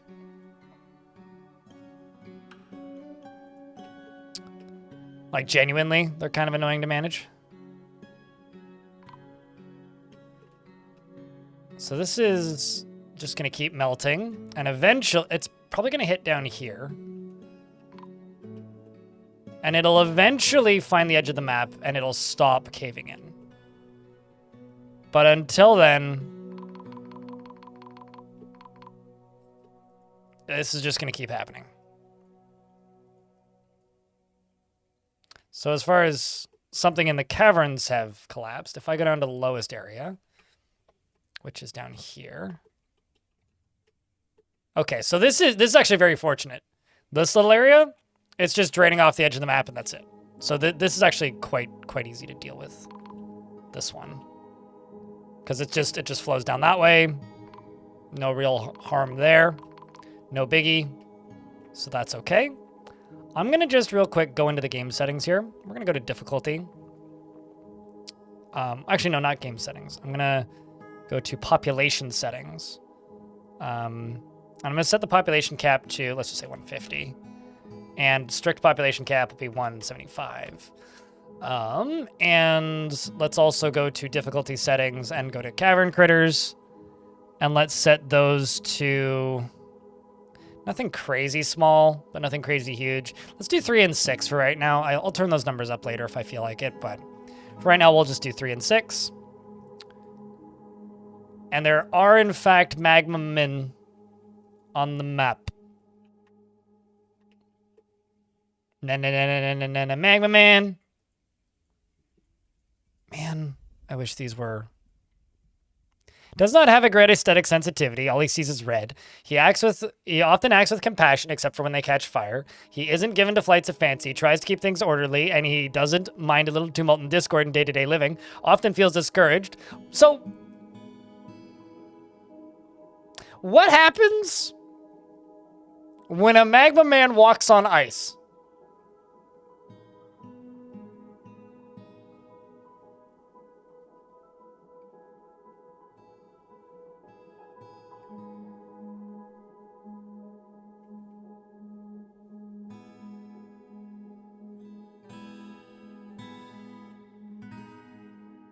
Blazing iceberg. I mean, username checks out, yes, but like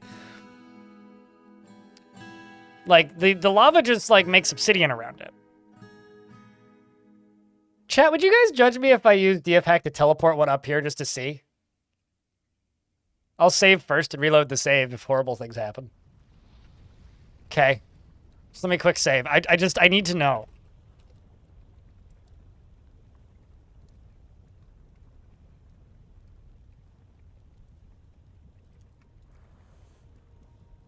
Because they're like constantly on fire, right?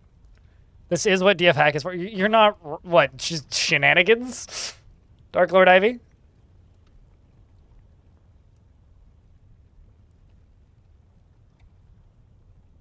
Because like they're constantly like lava temp, right?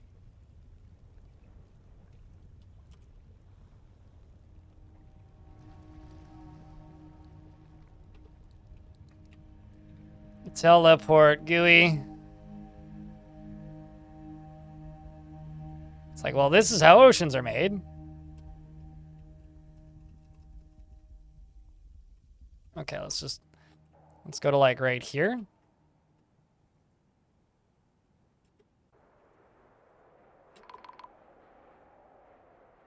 Okay, so Buddy melts the snow, but not the ice.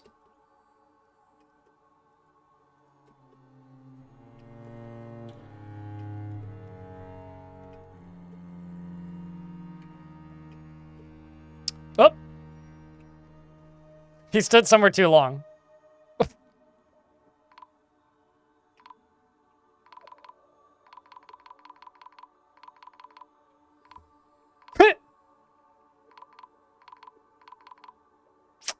He do go down. Yep. Did that just kill it? Yes. No, Magma Bro! Is he still? He dead.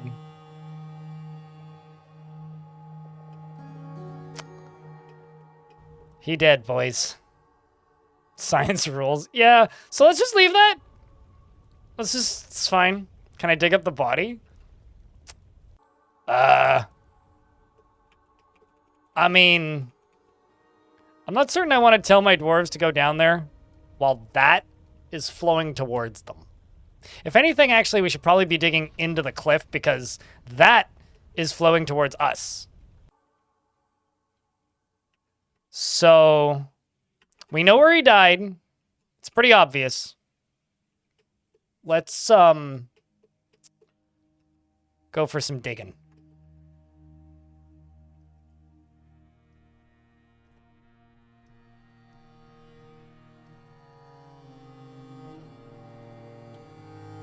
Because I think that's the higher priority right now.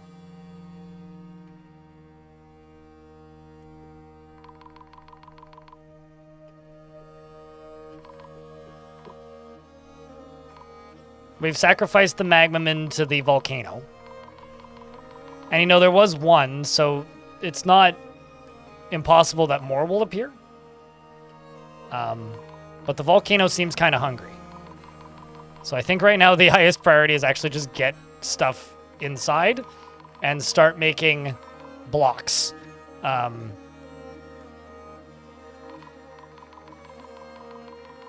Dig and get gear moved, yes. Also, didn't I bring an extra pickaxe? I think I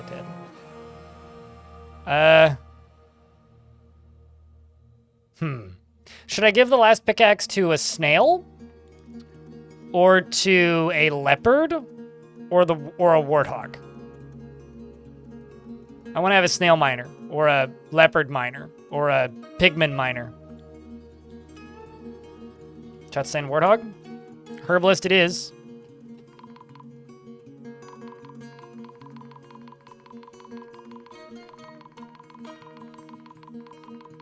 Okay, where is all this collapsing happening? It's all like down here, isn't it?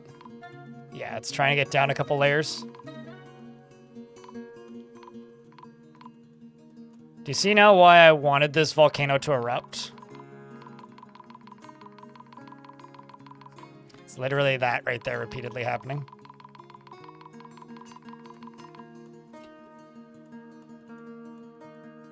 Yeah, I'm gonna need to update that, Proudnime.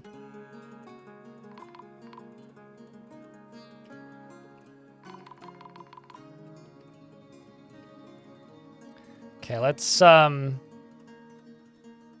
build a stoneworker right there out of gabbro. Well, that's convenient. Magma safe stuff right there. Someone grabbed the Magma Man for a YouTube shirt? I mean, I didn't, but it's there. Do you guys also get anxiety from that sound? Or is that just me?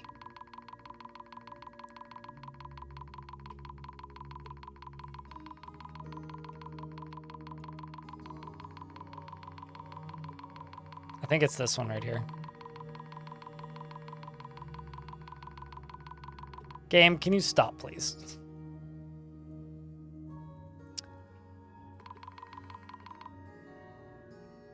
So, I'm gonna do something.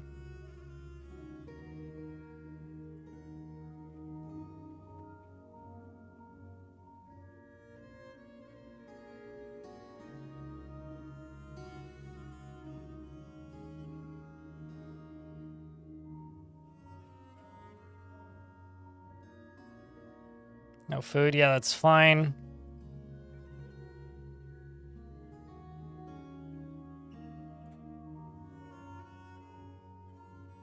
Cave in. Stop it. Hallelujah. Okay, so the game's gonna keep lagging, but I'm sure it'll sort itself out eventually.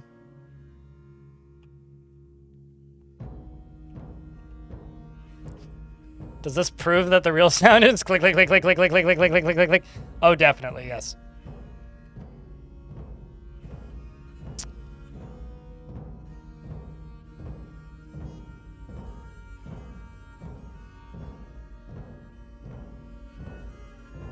Okay, I guess it figured itself out because...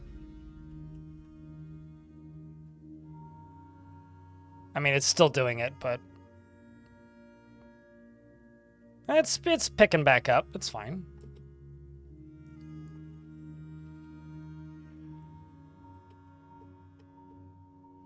Let's start making blocks. Who's the least happy here? Dwelling upon getting into an argument. I'm not super surprised they've gotten into arguments already. It's funny, we've got like 2 different sets of kindred spirits.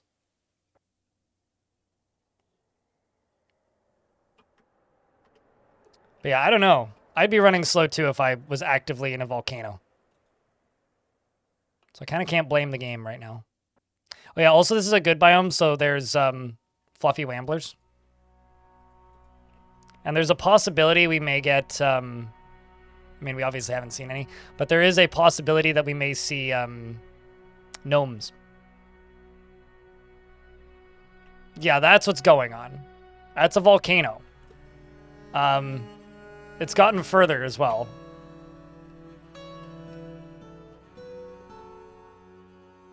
It's now made it down to the plateau. It's making a shit ton. It's eventually just going to turn into its own little ice flow.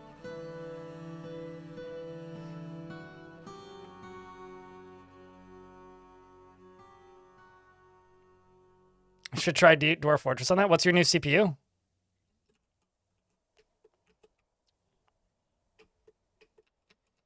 The volcano's also reaching for us over here, which is a little spooky.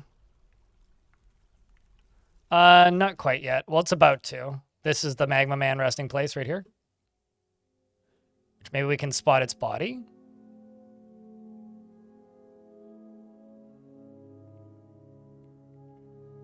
Yep, that was water lungs. Maybe it won't. Well, as long as it doesn't thaw, we can still get to it eventually. Here. Just for memory's sake. That's approximately where the Magma Man was. There you go.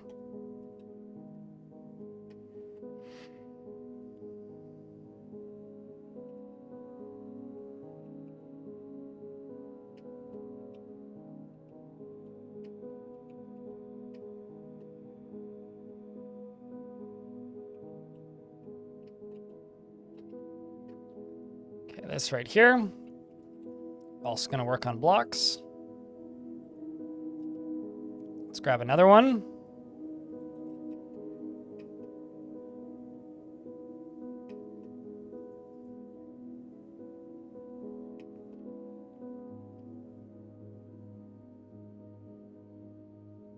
Did we embark with 17 people? We embarked with 7. I brought an additional 10.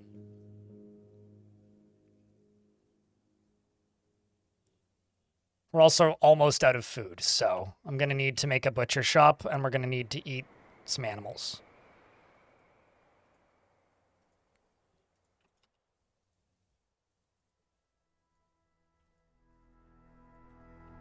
And down here,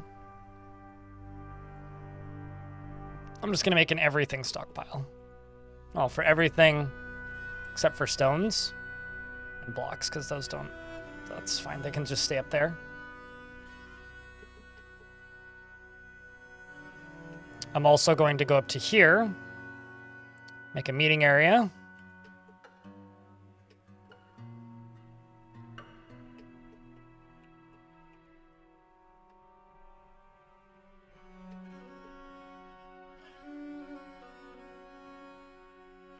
Is that every fort turned into an animal taming fort? That seems like a playstyle issue, not necessarily a Dwarf Fortress issue. Oh my fuck. That is so cool looking.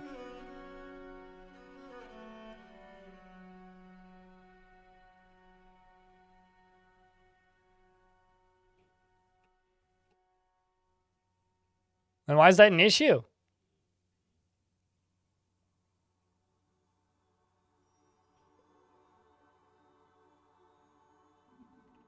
Okay, eagle, that's maybe a little dangerous. I wouldn't do that if I were you.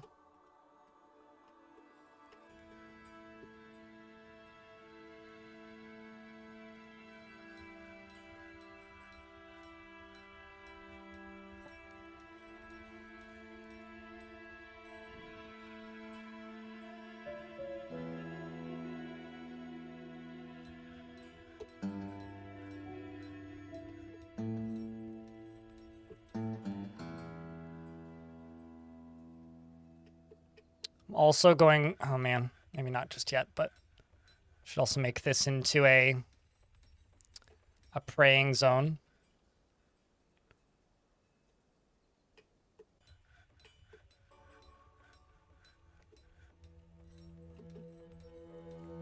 Giant Olm is fighting with a Gorlak somewhere.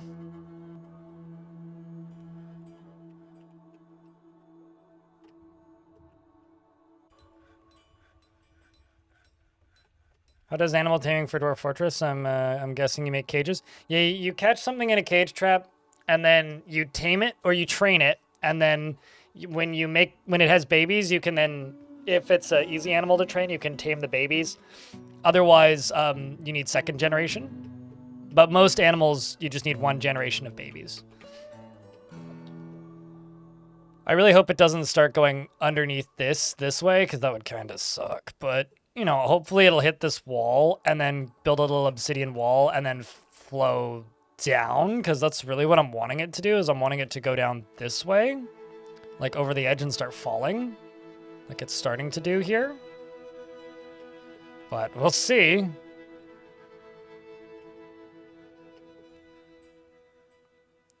Also gonna run out of food real soon. I'm already out of meat.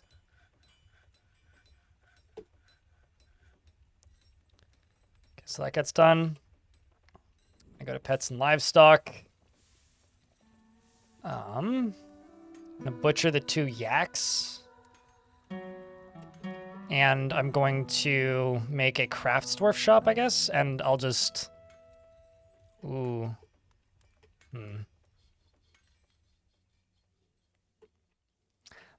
The problem is I need to be farming, like stat.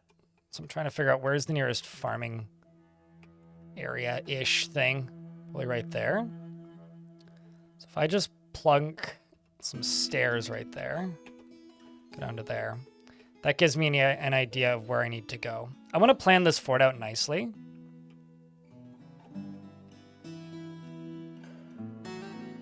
It's basalt.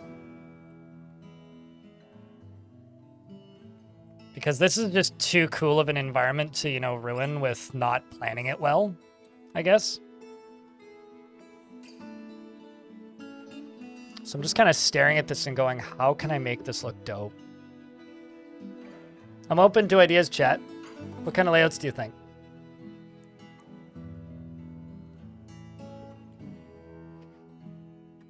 Because we're already low on food. We'll fortunately get some more food as soon as we butcher those 2 yaks. I'm gonna throw a dwarf onto hunting. Oh shit! I could make hunting snails.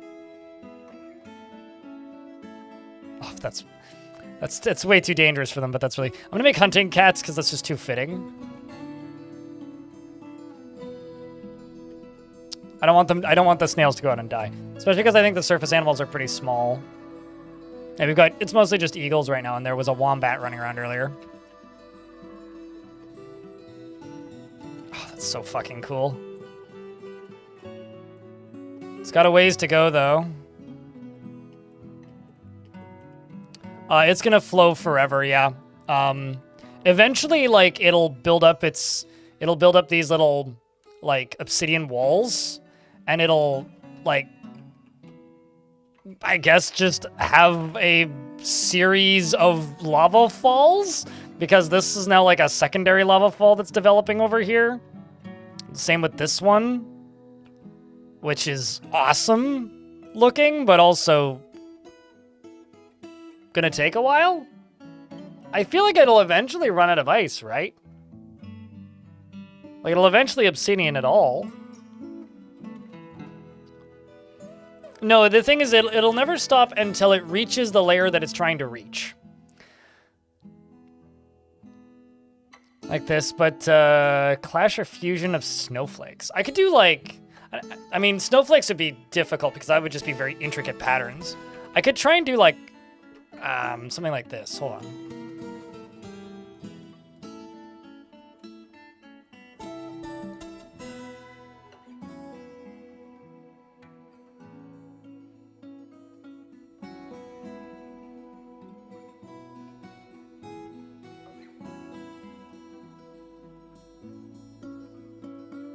Something like that, maybe?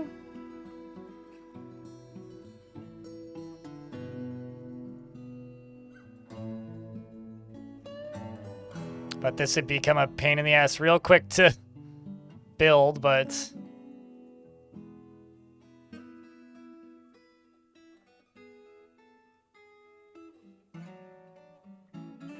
Was there a lava disaster? Sure, yeah, we'll go with that. Lava disaster, definitely.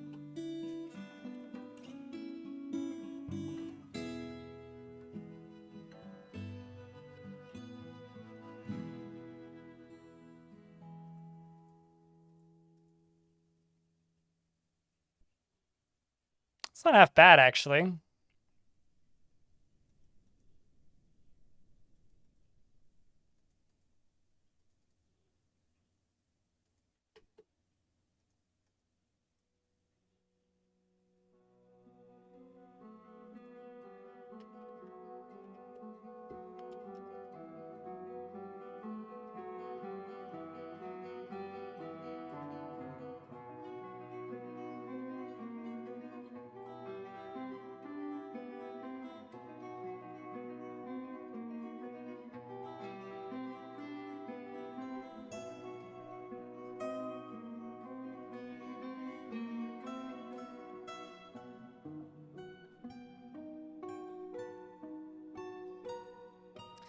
But the actual priority here is I need to get a roof dugout. So let's do priority 2 here. I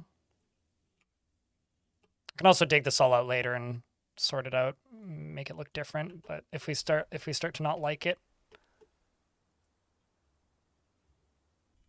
but let's do priority numero 1. Actually, let's do just number 4 for all this.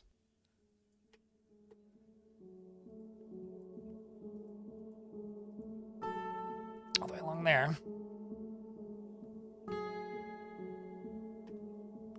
I don't know. I can't remember. I'd have to go look again.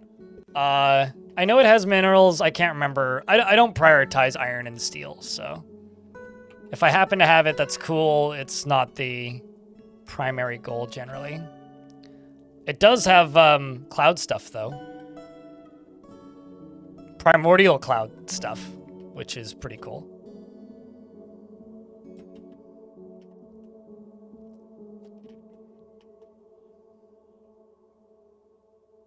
The thing is, this is a multi-biome, right? It's not entirely volcano.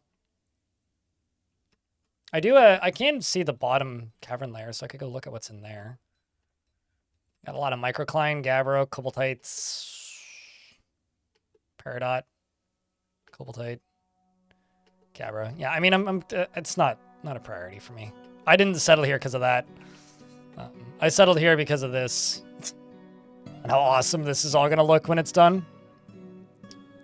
Although this, I'm probably gonna need to block off, actually, if this keeps erupting like this.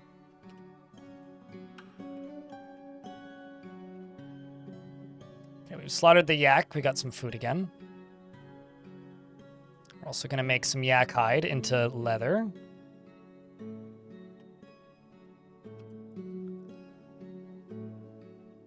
So you're gonna go pick up your equipment.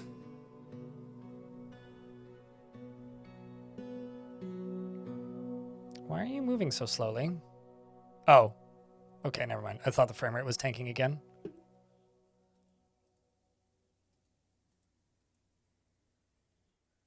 Oh, you go and grab a bow. That's interesting. I guess you have arrows. Do I have arrows? I guess I have all their arrows.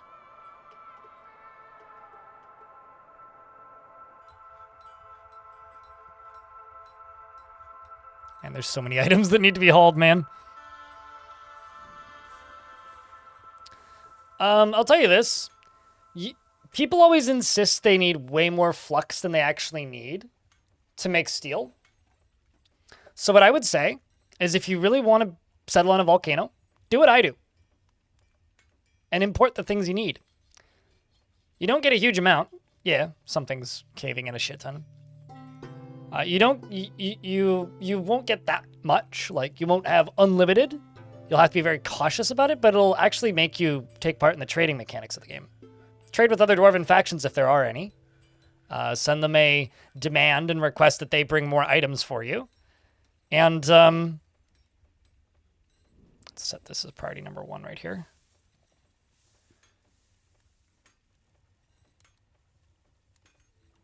Because I need to build a wall along the side here.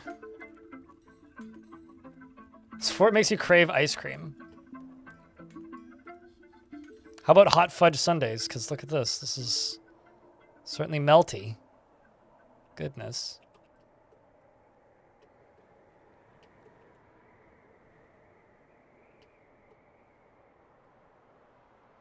Ask for steel trap components and melt them down. I feel like trading in Dwarf Fortress is easy, and everybody complains that it's too easy. But at the same time, it's very rare that you actually see people taking full advantage of it for how easy a lot of people complain it is. Because like there's a lot of things about the trading that really could use a rebalance. Like that's just kind of a fact. It absolutely could use a rebalance. But if it's so easy, then, well, use it. Take full advantage of it.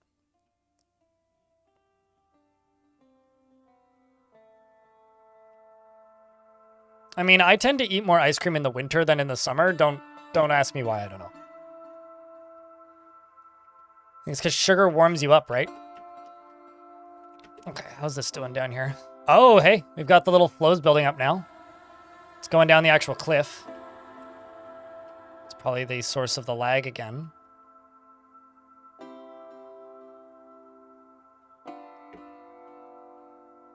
At least have a difficulty slider?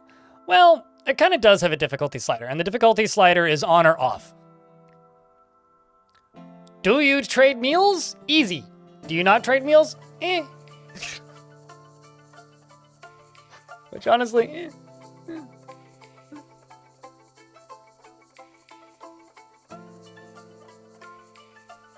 You know, lava's kind of an orangey red. This is a very holiday color. Let me tell you.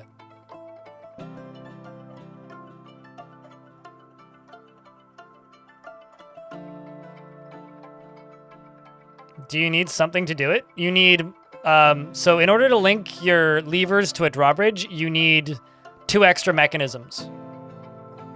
1 for the lever and 1 for the drawbridge. And then you click on the lever and then you click on the drawbridge. Once you click, well, you click on the lever, click the link button, and then click on the drawbridge. Is how you do it. Somebody in YouTube chat was asking.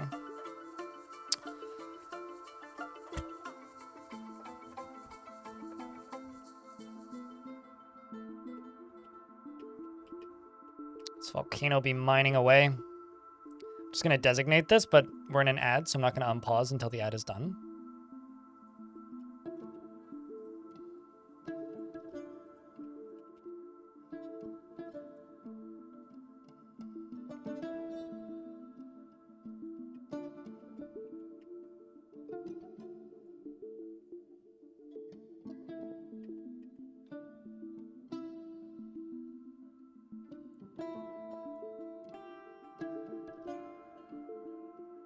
Got a web-spitting Forgotten Beast of water yesterday. Fucker ignored your trap corridors. Yep. 7 times before all holes got patched. Eventually baited it with a parrot on a chain, and you got yourself a silk production. I like that. I don't ever do it though, because you can't sell clothing that's made out of Forgotten Beast silk. It really sucks. I kind of hate it. It drives me insane. You have to manually destroy it, which I don't like. Not a fan.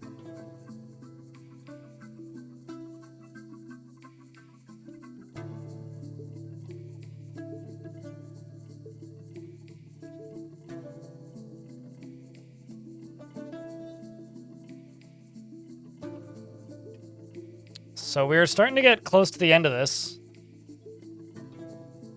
which is extraordinarily terrifying. I'm just going to make this into a wood stockpile, just in case. But I may also go down here and do this. Try and just block this off a little bit.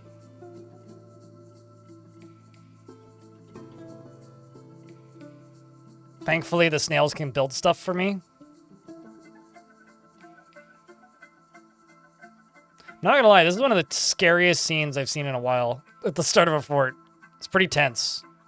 Hope you guys are enjoying this, because I am. I'm not doing a great job reading chat, but it's the best I can do. Hey, YouTube folks, don't forget to leave a like on the stream. Hey, a bunch of you tuned in recently. Frame rate's tanking once again.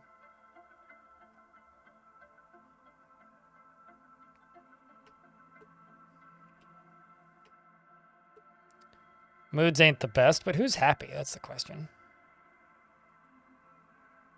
Feels happy? Well, okay, so Expedition Leader is happy because people keep crying on him, and he's in love with the Chief Medical Dwarf.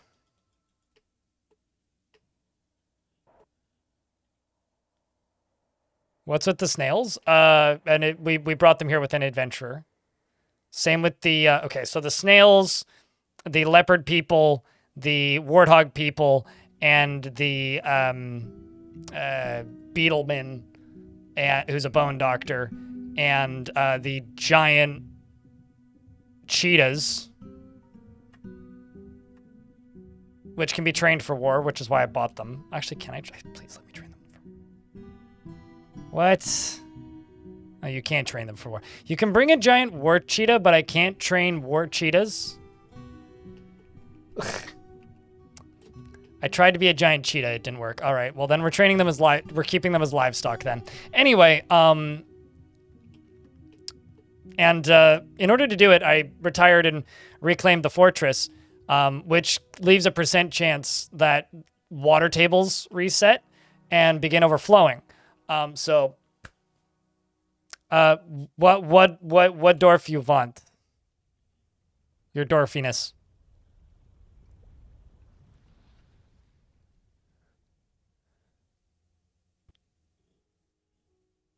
If you need me to move my camera, just let me know. Do we have snails left? Yes. Bora Apuzif. Sluggenstof. Big Stoke. Is this Big Stoke? What a good last name.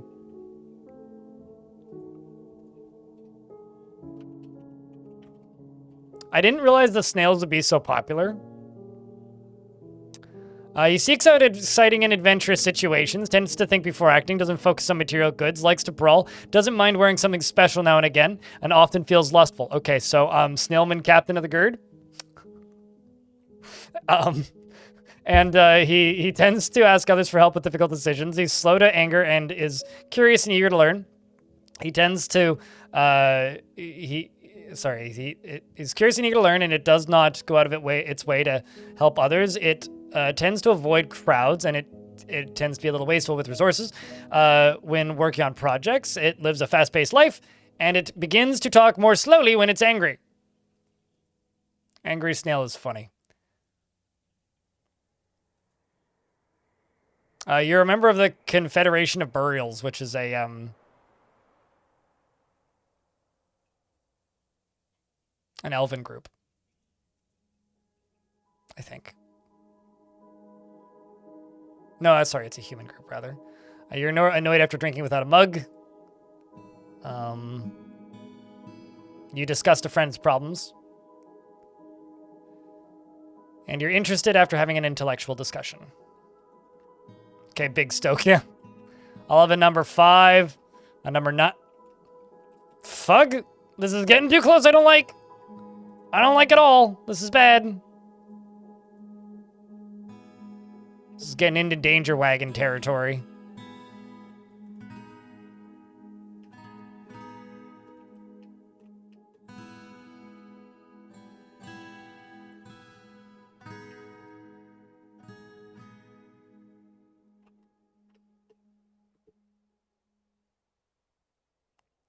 Currently I've got more important things to do than making mugs, but I don't necessarily disagree.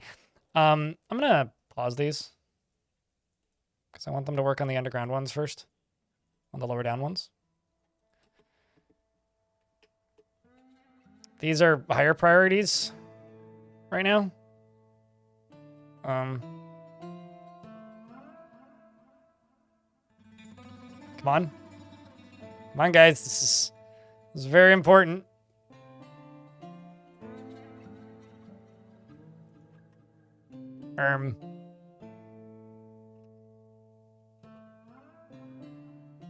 This is going to...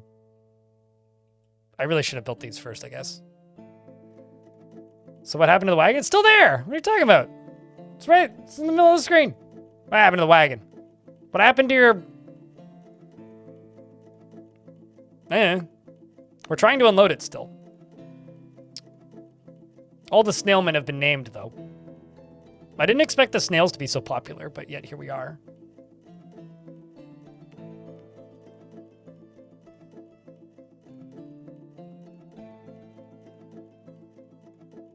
I figured that they would go slower, if you know what I'm saying.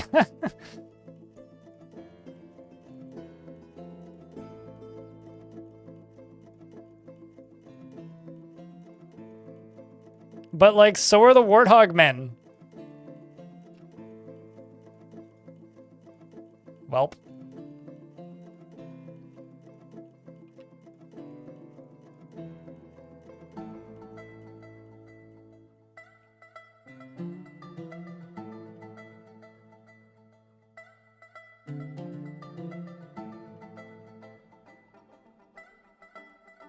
Let's pause the making of these.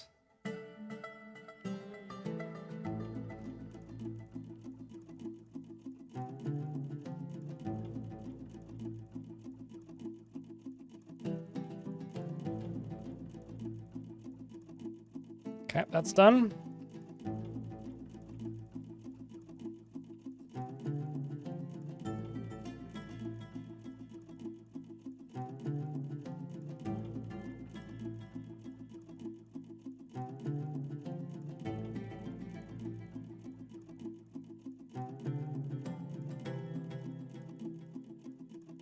It's a mix of stone and mud on water and mud. Yes, naturally. I mean, what else would it be? Fortunately, it is a lot of fresh water, if I can figure out some way to utilize it.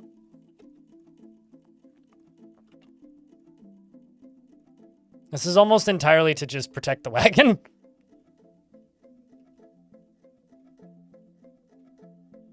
Although it does seem to be obsidianing itself, which is not bad. Waiting for somebody to just get blasted into a block. Okay, well that's no bueno.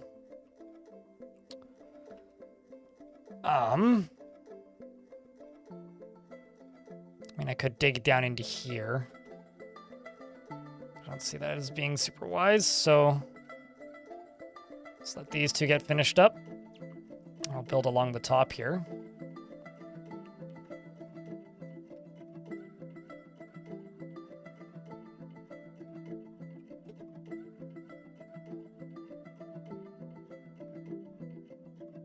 You can take apart the wagon, really? And you get some free wood from it too?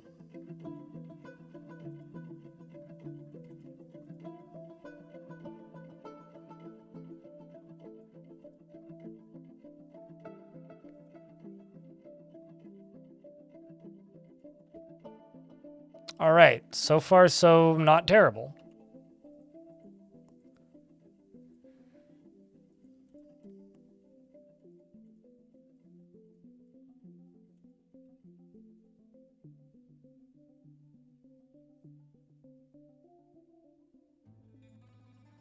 You 6 months before you realized you could take apart the wagon. I really like the broken wagon. The modern broken wagon. Before the wagon was like a it looked exactly the same as other wagons, essentially. The broken wagon is kind of a recent addition.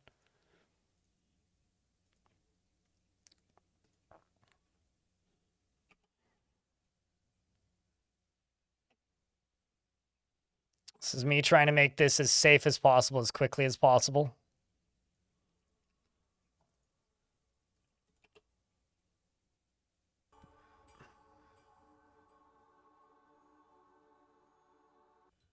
Did you have how did you figure it out then that you could deconstruct the wagon? Curious, what was the tipping point, the thing that gave you a hint?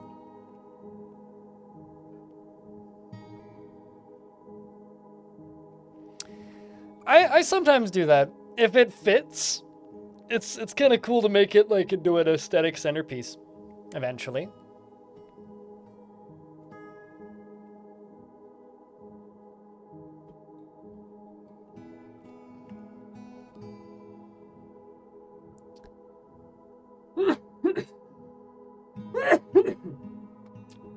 Apologies.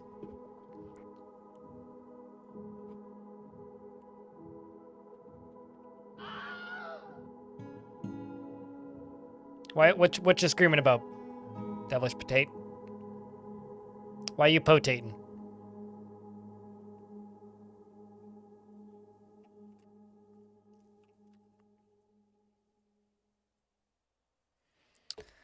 Okay. Well, we should be okay now. It's not pretty, but... Oh my god. Oh shit. Oh my god, it's snowing. So the snow is like causing it to block off and reroute itself.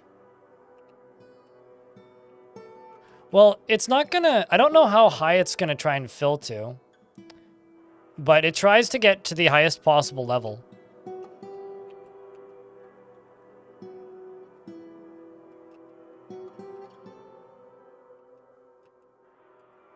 So this has gotten 2 Z levels deeper than it was originally.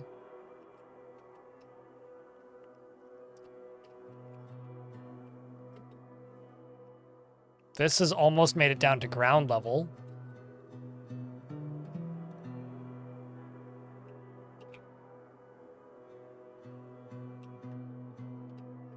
This is some of the coolest, like, weird structures I've ever seen. Do you see now why I really wanted it to erupt, Vukruk? This is so cool looking.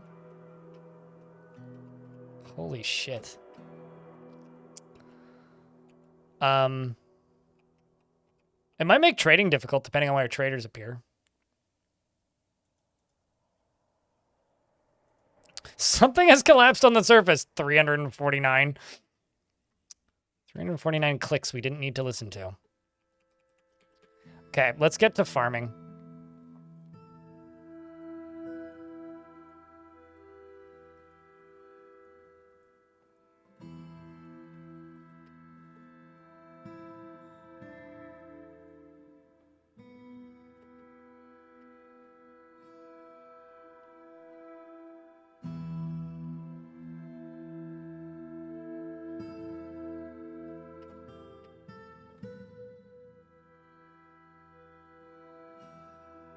This can be seed storage, amongst other things.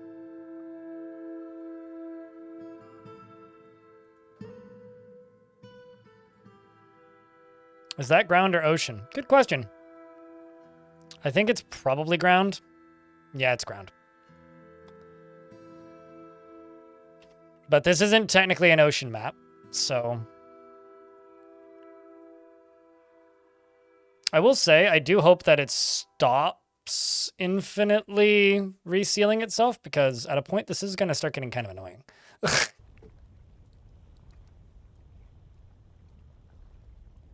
But like this side has kind of sealed itself off.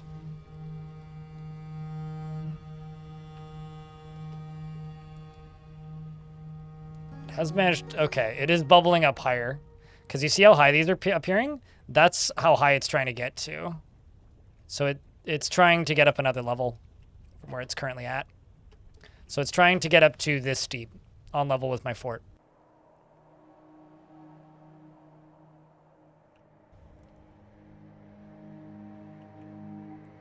That's been me for a bit, ever since this one started to degrade a bit. Lanix.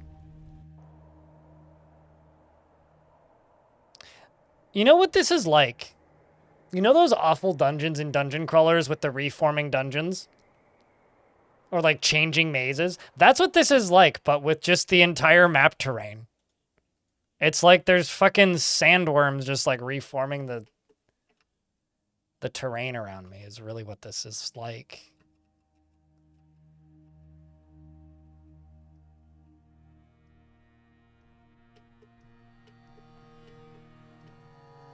No, because constructed walls just explode upon dropping. But what I could try and do is like go along. Okay, so I could go down to about here and try and dig drainage tubes and pipe it out. I could try and do something like that, but that's about the closest we could do. Because like this is the main flow, right? So if I dig into the obsidian down here, like all the way along here maybe, up to about there. So like if I dig along here and then channel up into here and then drop something from above into it and then make it flow somewhere else, like that could be an option, but that's about it. That's about all I can really do. At this point though, I mean, then it would just flow over here too anyway. So it's kind of a moot point. At this point, there isn't much I can do. Aside from maybe pump it. Pumping it would probably be a better option. Bring some lava-safe pumps and then, like, pump it out this way with, like, wind power or something. Could be an option, but right now there really isn't anything I can do. That's more like future projects, is tame the volcano. But, like, look at these. Like, this is a flow where it was flowing and then something blocked it and it stopped. And now we've just got, like, this weird, shimmery, frozen thing with, like, pockets of air in it. And then, like, obsidian scattered through. Like, it's so fucking cool, though. Like, this, I don't know, dude. This is too goddamn cool. Because it's like flowing out and over. This is like the least realistic physics in the game, but... You want to see a NASCII? Sure.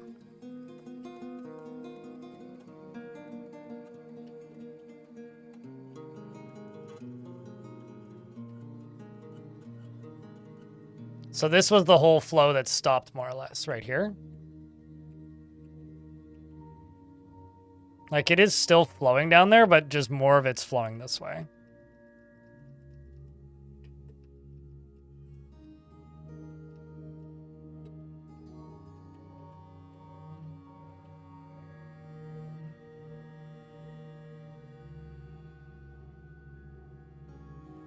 Make a fort under the obsidian eruption? I mean...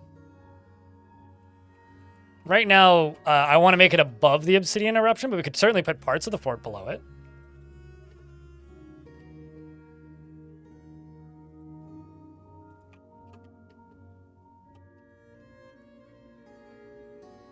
Oh, that's a good thing that I hadn't even really grokked yet, is that we've already got cave moss growing on things, because...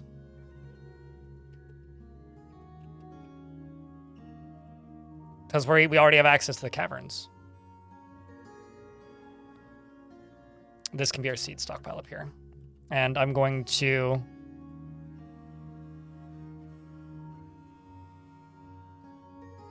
do that. Right there. Maybe not right there. Just wait until this is dug out.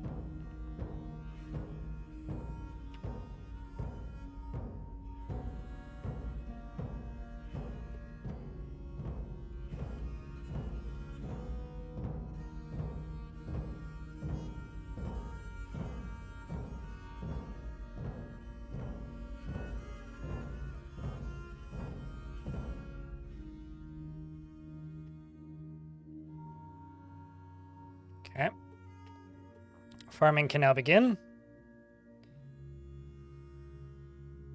I should probably update that to just tame the volcano. That's the goal now.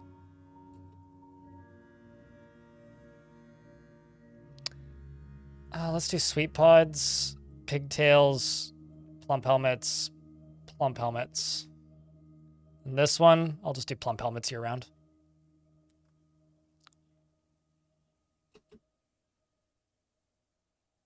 Plump helmets, plump helmets, plump helmets, plump helmets. And I'm going to make a pen pasture. Let's put all the turkey up here. Just slowly move animals up here.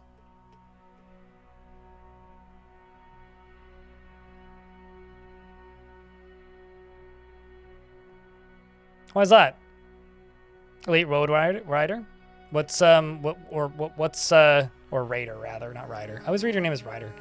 But what's frustrating about that? Like what do you mean by to a point where you would consider it decent? What does it matter what I consider it?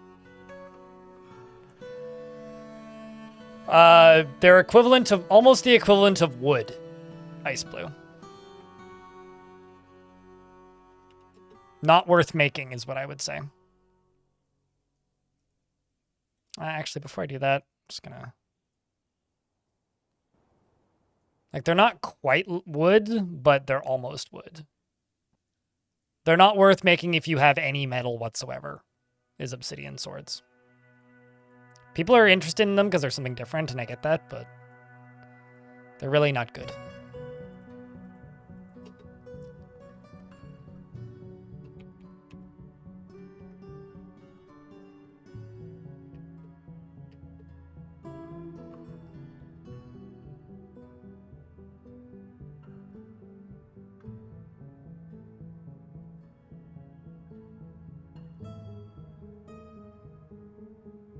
That seems pretty cool. I mean, yeah, that's all that they're really for is like, do you want to theme your fort like that, or do you need like an emergency weapon now when you have nothing? Then, or are you playing in a on a map with a heavy aquifer and all you have is wood so far, and there's obsidian there? Yeah, okay, make obsidian swords, but that's about it.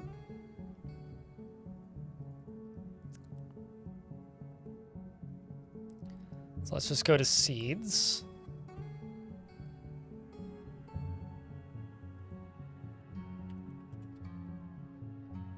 Plump helmet. Sweet. Cave. Pig. Pause game. Go to here.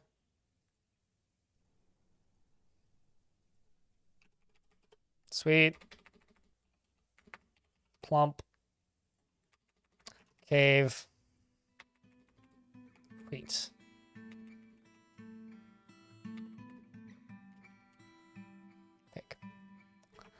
Go up to here.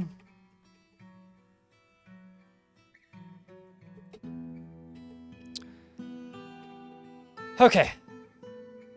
For trade, I mean, they're like any other craft, right? They're not super valuable if I remember correctly, but that might have changed.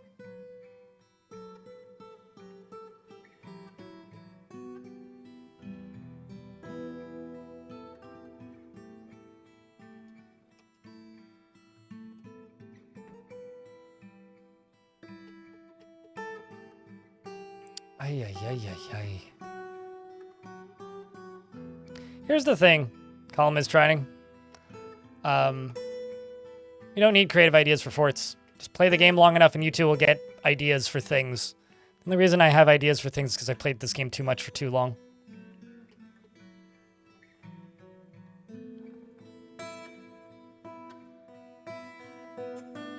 They'll get there.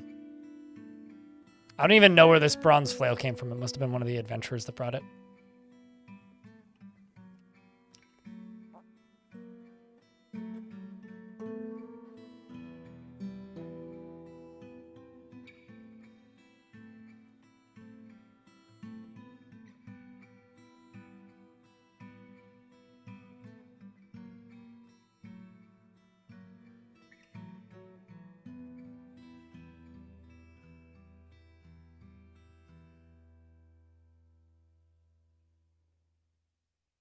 By the time you get to Obsidian, you have legendary stoneworkers. Isn't it stone crafts shops? Like stone crafts makers that make them, though?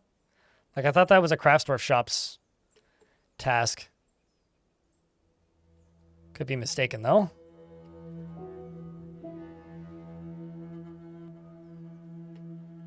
You had a dwarf visit your fortress with a book called About Me, and it was a book about how to write an autobiography, and then he left it right away. Well, that's pretty dope. What an interesting fellow. Go track him down in Legends mode and find them.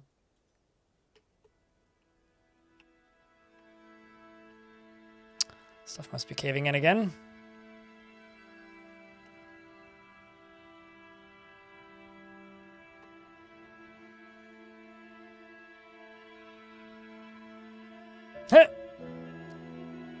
Something caved in 500 plus times.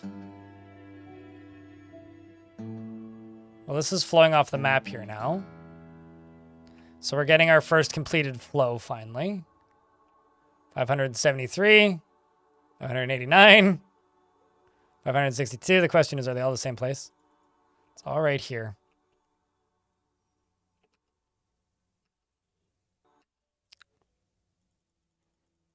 It'll figure itself out. There we go. It's coming back. I love that this is like suspended. Like you could walk underneath this.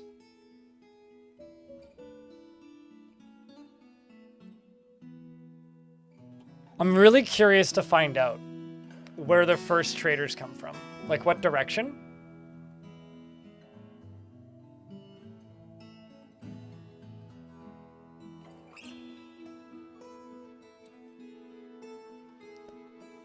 This might be one of the nuttiest embarks I've ever made.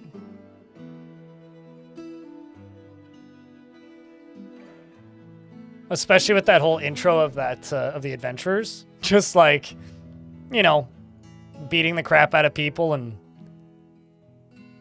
fighting night creatures and then coming over here and strangling a bunch of goblins.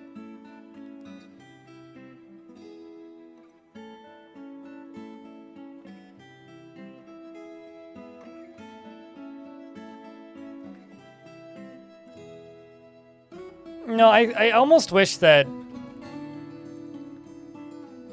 I think the big problem, Calm, with like steel is that the default in Dwarf Fortress right now is very, very plentiful resources. And because resources, okay, the lava's falling into here now. Because resources are very plentiful by default. Because resources are very plentiful by default, you might be in an ad shit. Oh. Are you in an ad, Calm? If you're not, if you don't respond, I'll wait. Excuse me. You're here? Okay. If you have plentiful resources and you have copious amounts of everything, then there's no reason to like value the other items, right? Like silver warhammers in it with a talented dwarf is just as good, if not better, as a steel short sword. Like a very skilled dwarf with a shitty weapon is going to be better than a shitty dwarf with a great weapon, right? And if steel is an inevitability, then that is like a minimum requirement to build the fort. That kind of sucks because then now you're just expecting a specific power curve for dwarves, and that is not something that the game is really designed around. The game plays a lot better if you have scarcer resources and have a harder time acquiring stuff, because then you actually have to go out of your way to take part in the game's mechanics, such as trading or reaching out to other factions to trade with and try and develop more trade routes. It stops you from taking advantage of the melted down gear that your enemies bring. And I think that if you just kind of rip the band-aid off and make a bunch of super sparsely populated mineral worlds, you'll have a much better time of things, because a lot of the statements I saw about this game when it first released on Steam is game too easy. And I genuinely wonder if that's because of the decision to make everywhere resources the default.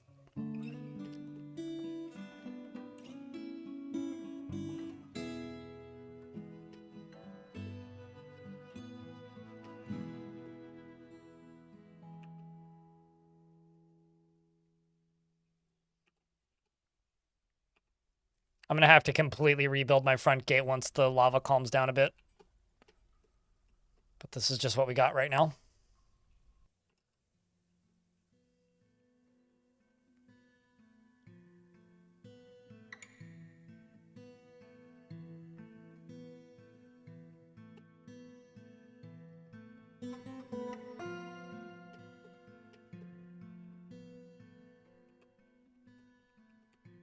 Okay, so let's go up to here. Peek at this. Expanded ease. Okay, so the next thing I need to do is I need to make a craft store shop. And I've got a bunch of different things I gotta make. While I still have less than 20 people, let's do mug. Let's just do 4 of those, because I don't need a huge amount, but I need some. Let's do nest box. Next box? Heh. Nest box. Let's say rock next box.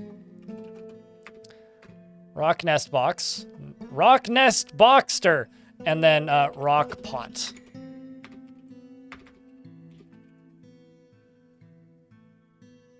I don't need that many of those. Let's do 14 maybe. And we'll queue up 2 of these craft store shops.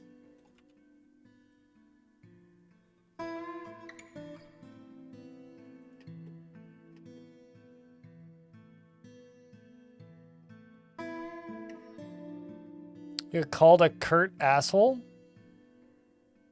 What's that mean? What's a curt asshole? What's wrong with people named Kurt? Are Kurts naturally just assholes or something? I don't get.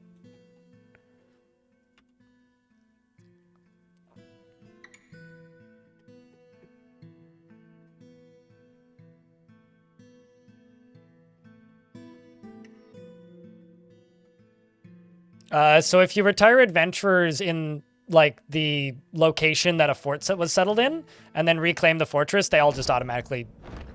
Well, they don't join, but.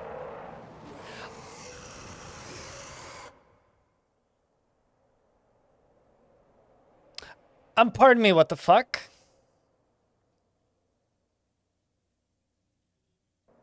You guys see that material, right?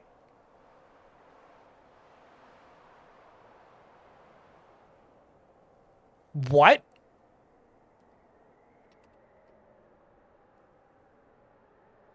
How long has that been a thing?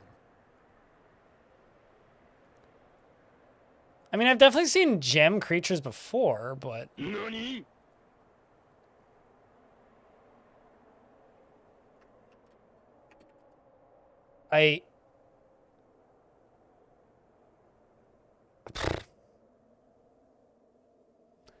Yeah, and I'm going to ignore him forever. So the Forgotten Beast, Githa N, has come.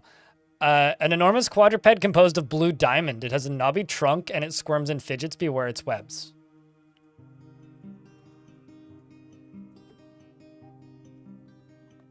It apparently has no kills. I refuse to believe that. Well, now it does. The Flags of Legend is its name. Sure. Why not it? Yeah, it can't get to me. And in fact, the caverns are burning slowly. But...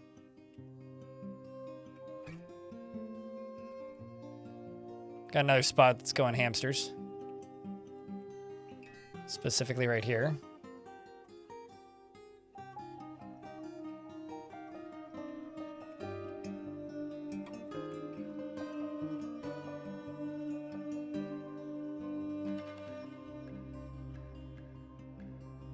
Can it swim in magma? Oh, yeah. Most likely. I know that Forgotten Beasts burn. It just takes them a lot longer to burn. I doubt it'll climb out, and if it does, we all die. No, it would have to go down to the magma sea. Because here's the wrinkle, right? So it would have to path into here. Go down through here. Oh, no, actually, it is completely... okay. No, it isn't completely sealed. It would have to swim through this, all the way over to here, and then all the way up through this. I doubt it. I haven't even seen demons do that in demon-infested worlds, so I very much doubt it would do that. It might. Maybe I can catch it. I'm going to choose to not worry about it. I have a feeling it'll probably be kept busy by floating guts and Mineras.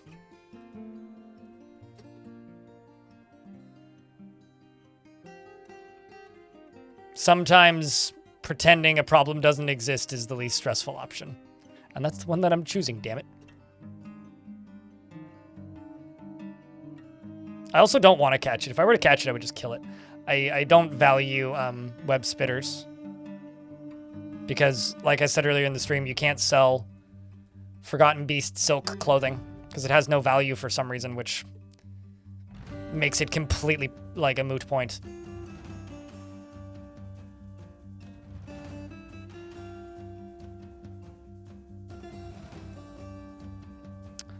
I mean, I'll maintain, I once had a steel horse.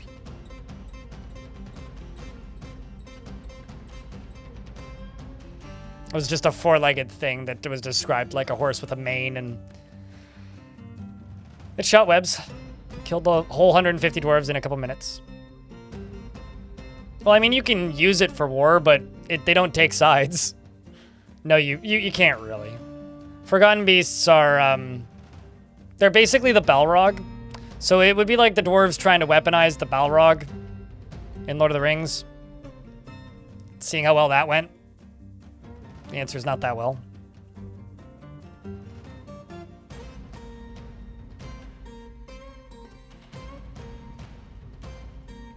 Let's just get a rock mug made.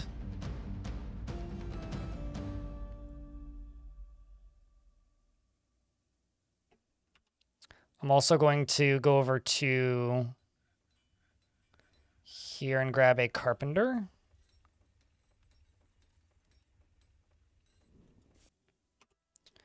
I'm going to make bed 20.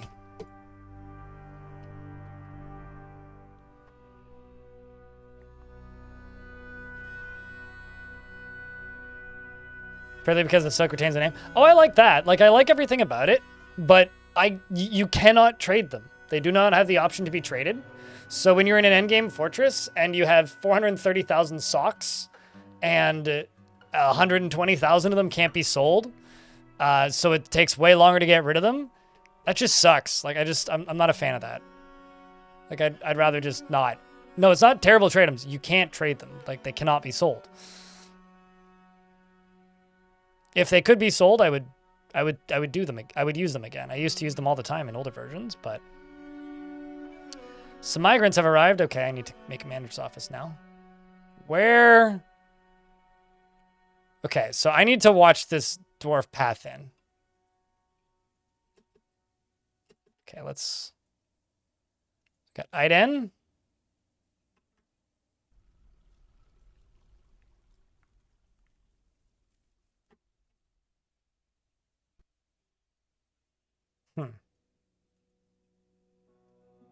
Say, are you two married? No, you're not. But you did bring your wife. I'm just curious if any of these people know the previous fortress. I don't know where the same safe council is, but... Okay, pretty small migrant wave, it seems like.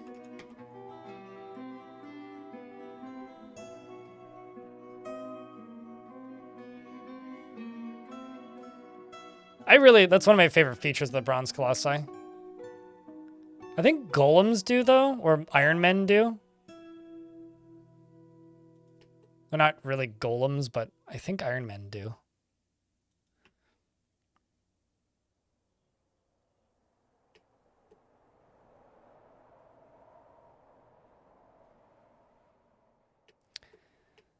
I mean, you can, at that point, you might as well just unexist them with DF hack. Like, you need to remember, I use DF hack, right? But no, ever since version 50, you have not been able to sell clothing made out of Forgotten Beast silk.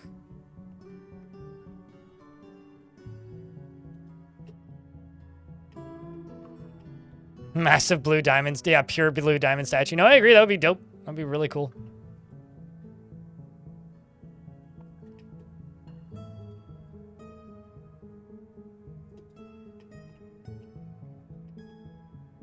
That would be really cool.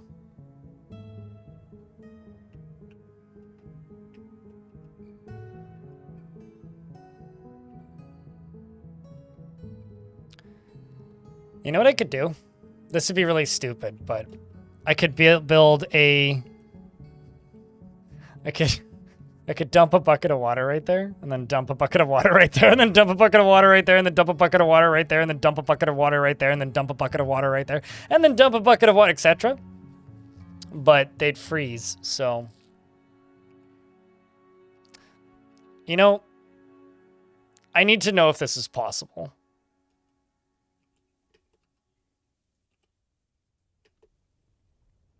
That's now a water source right there. This is now a pit pond.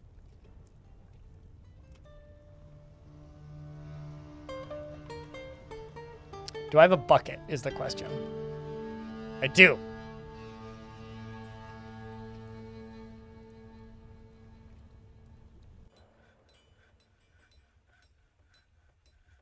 It'll probably stay thawed in the area, but we'll see.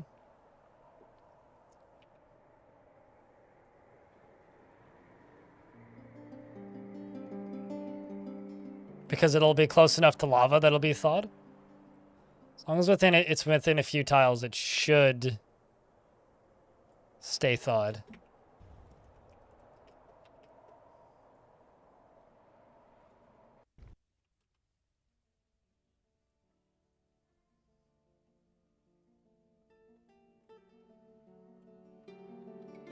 It won't do anything. It'll just disappear, the ice boulder. It'll unexist the ice boulder.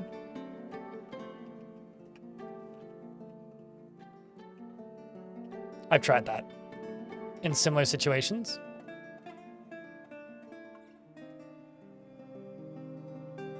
You know, you've been playing a game like this long enough where you could say, yeah, I've tried to throw ice boulders into a volcano before. It didn't go so well. Okay, let's move the dwarves back here. And let's just make this into a temple for no specific deity. Remove that, and then I'm just going to go over here and delete this. It's better than nothing. At least I'll be able to socialize and pray now.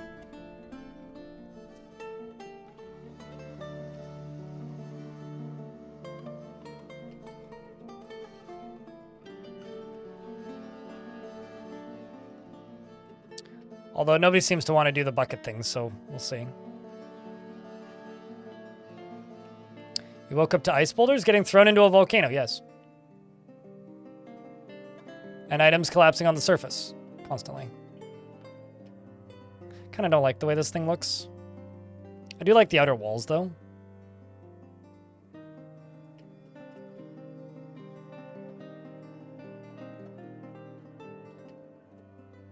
Is this the final fort that we're settling in? That's a grim way to put it. I know what you mean, though. Yeah. Yeah, no, this is the final fort.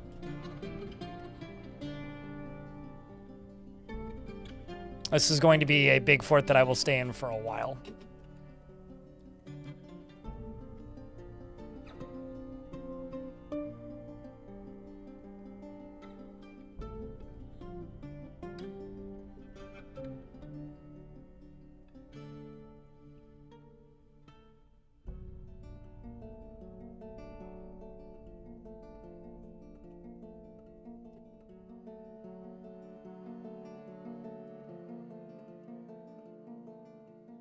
Did I settle on a volcano idea? You're asking me like I've done anything aside from panic about the fact that there's a gigantic fucking erupting volcano right here?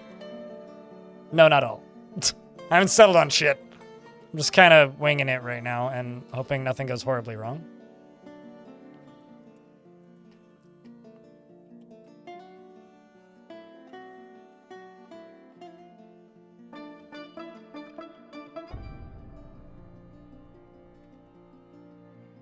You know, I'm just gonna not worry about this. I don't want to lose my buckets anyway.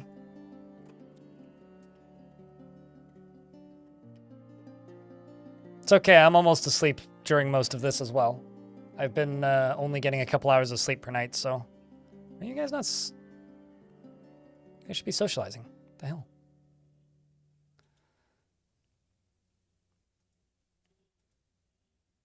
Or are you guys just, like, not religious? Oh, that's the problem. All right, then. Well, I'll remove this. The Abyss of Loots. Sure. Instead, I'll make an inn tavern and just don't allow visitors, please.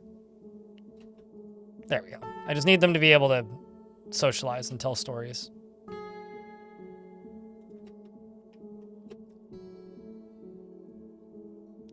Why this obsessions with weapons in battle? I just don't understand some people. I understand. I agree with this Prime Minister snail here.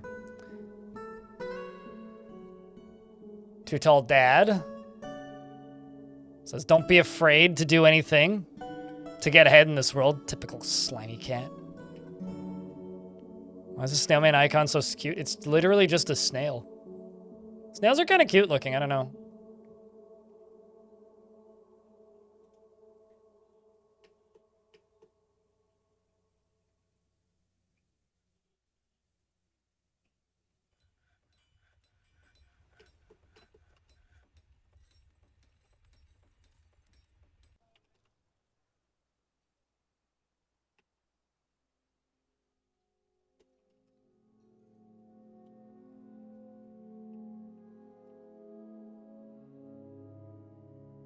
So I've got 2 more pickaxes, apparently, that I was unaware of.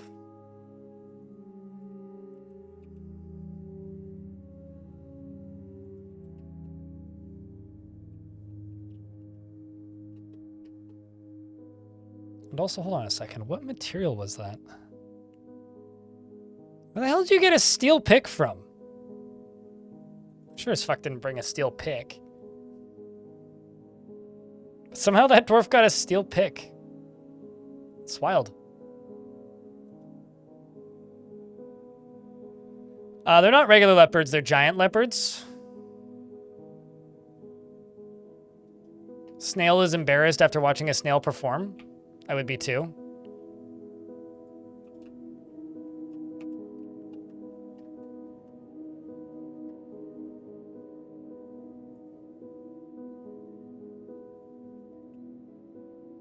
Oh, seems like the Great Cave-ins are happening again.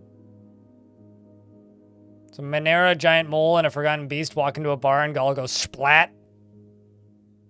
It must have been, but like, that's intense.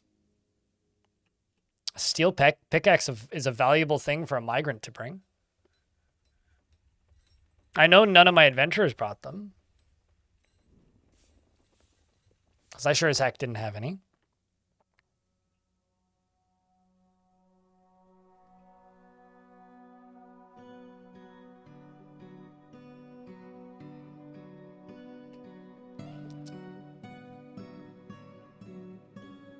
Well, these things are starting to sort of look like a fort here. Just going to make some granite blocks over there into a trading depot. Because we are into late summer. We've only got a month left in the year. I do think that this entryway here is safe now, though. Like, I don't see the volcano doing any real shenanigans anytime soon. But, I mean, well, you know, I just intensely for my first strange mood. Why? Are you expecting something funky or something?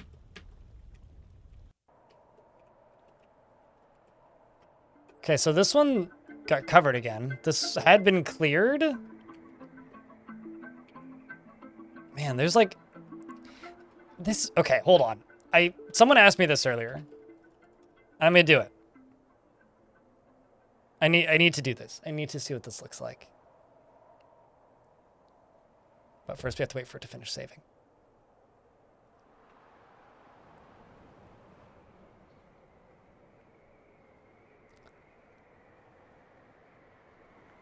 Does that mean it could melt? I don't think I've ever seen a strange mood incorporate ice. And my last fort had a lot of ice in it and quite a few strange moods, and none of them incorporated it. So I don't know. I don't know if that's true. I wonder if that's like they used to be able to use soap, but now they can't kind of deal. No, obviously they can't melt, but I'm pretty sure they can't, because you can't make furniture out of ice anymore. You can't even make blocks out of ice. GDF Bane, what kind of dwarf would you like? But first I gotta do this. This is very important. Game may crash, but it's the sacrifice I'm willing to make.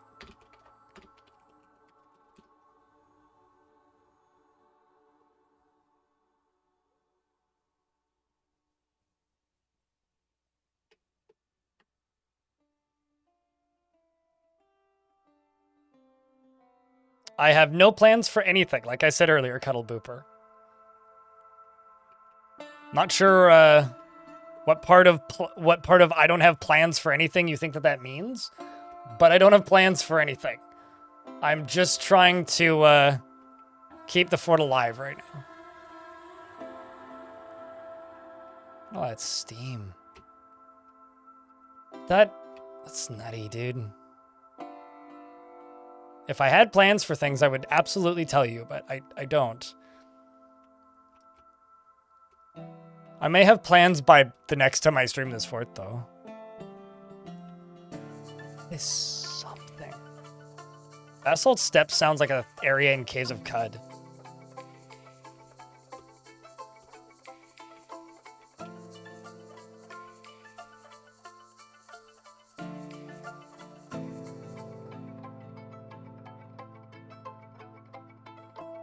It kind of is awesome, yeah.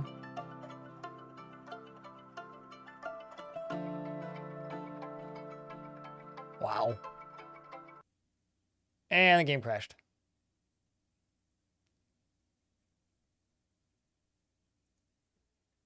Cool. That's why I saved. Don't worry.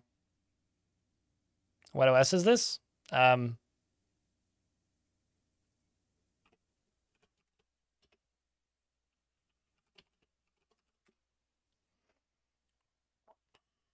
you go.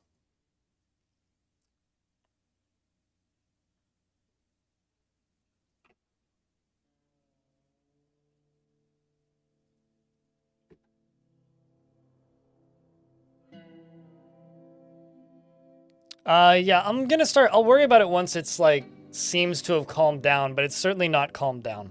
So I'm gonna give it like 2 years of doing whatever it needs to do, melting and reforming.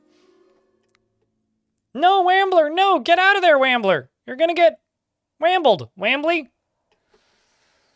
All right. So you want a male warthog?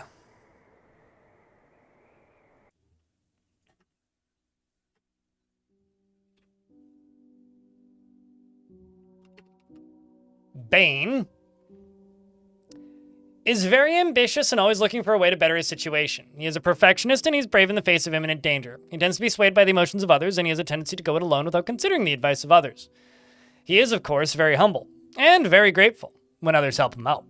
And he tries to return favors. He likes to take it easy and he doesn't mind being outdoors at least for a time. That Wambler's wambled one final time, let me tell you.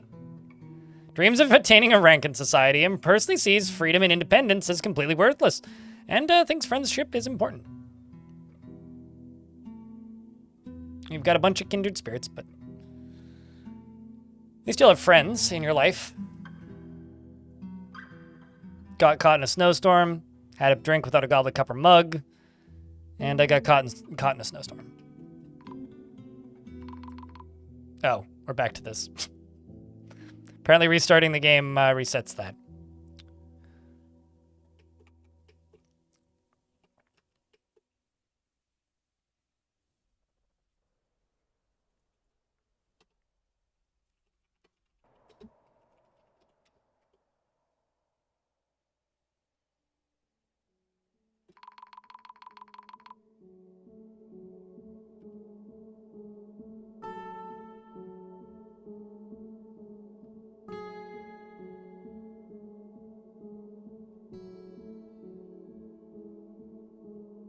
I mean, it's a known fact that Dwarf Fortress has a very large furry fan base.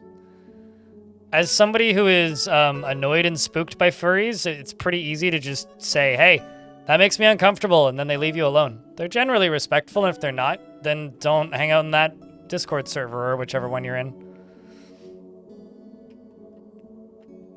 But yeah, I mean, why do you think that like the different factions and species that were added came down to popularity votes back in the day, right? So why do you think that the animal people got so many votes? It's because the furries play Dwarf Fort. We got singing slugman. It's a Warty and the Slugs.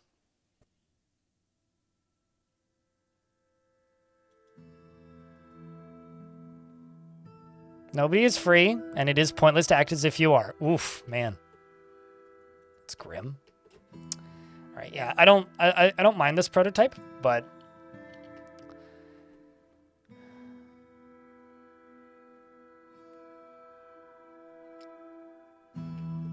not a huge fan of how it ended up looking. So what I think what I'm going to do is I'm going to do this.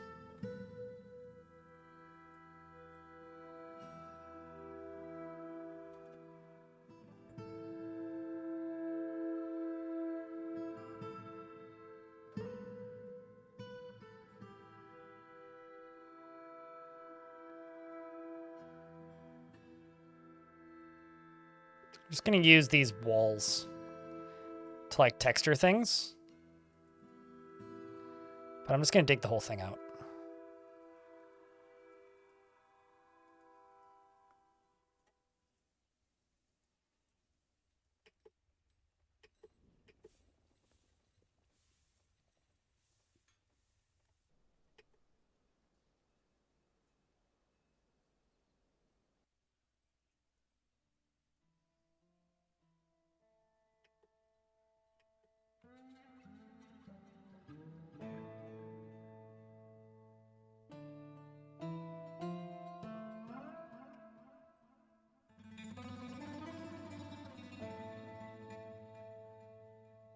Let's do that. If I want to put pillars in later, I can do that.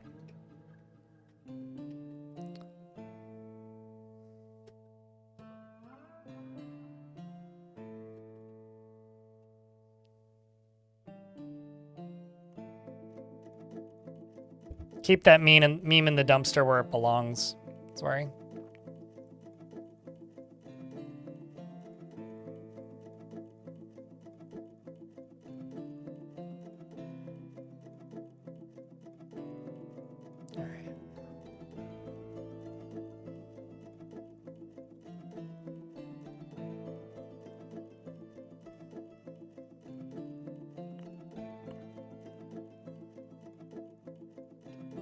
Let's also, you know, chat, I'm gonna tell you this. I've been streaming for 10 hours. If you keep discussing the definition of furries, I'm just gonna call it. Because I don't wanna, I'm too tired for this shit. I'm too tired and I'm not getting paid well enough today to listen to you guys discuss the intricacies of nonsensical fandoms. If y'all want to do that in the comfort of your own home, on your own time, in your own DMs, not on my Discord, and not in my Twitch chat. I think that's a fair request.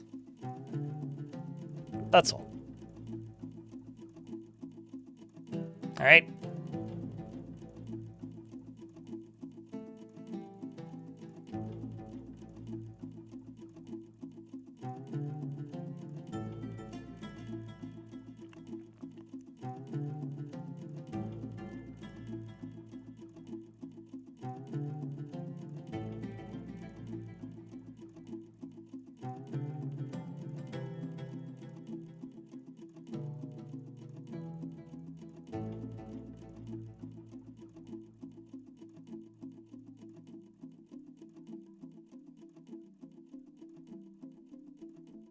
I mean, I can just time out anybody who keeps bringing this up. Usually furries of money? Sure. But money is only tolerated if they're not sitting there forcing their nonsensical fandoms on people, right? So if you guys want me to listen to your bullshit, fucking pay me better. Or I will simply go to bed.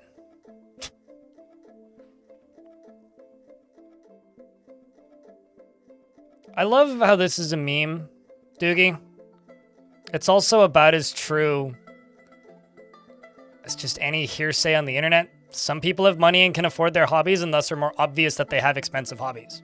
Some people have hobbies and don't have money and can't afford their hobbies, so they don't have expensive hobbies. I don't think there's much truth to that. The ones that you do see walking around flaunting with expensive bullshit are the ones with the expensive jobs.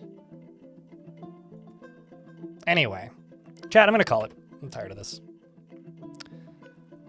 Not getting paid well enough, and it's not ending. I tried. I will see you guys on Monday. That's when I'm gonna stream next, because I just don't want to listen to this shit. Like, I was trying to be straight up and honest with you guys. I'm just saying, hey, stop it.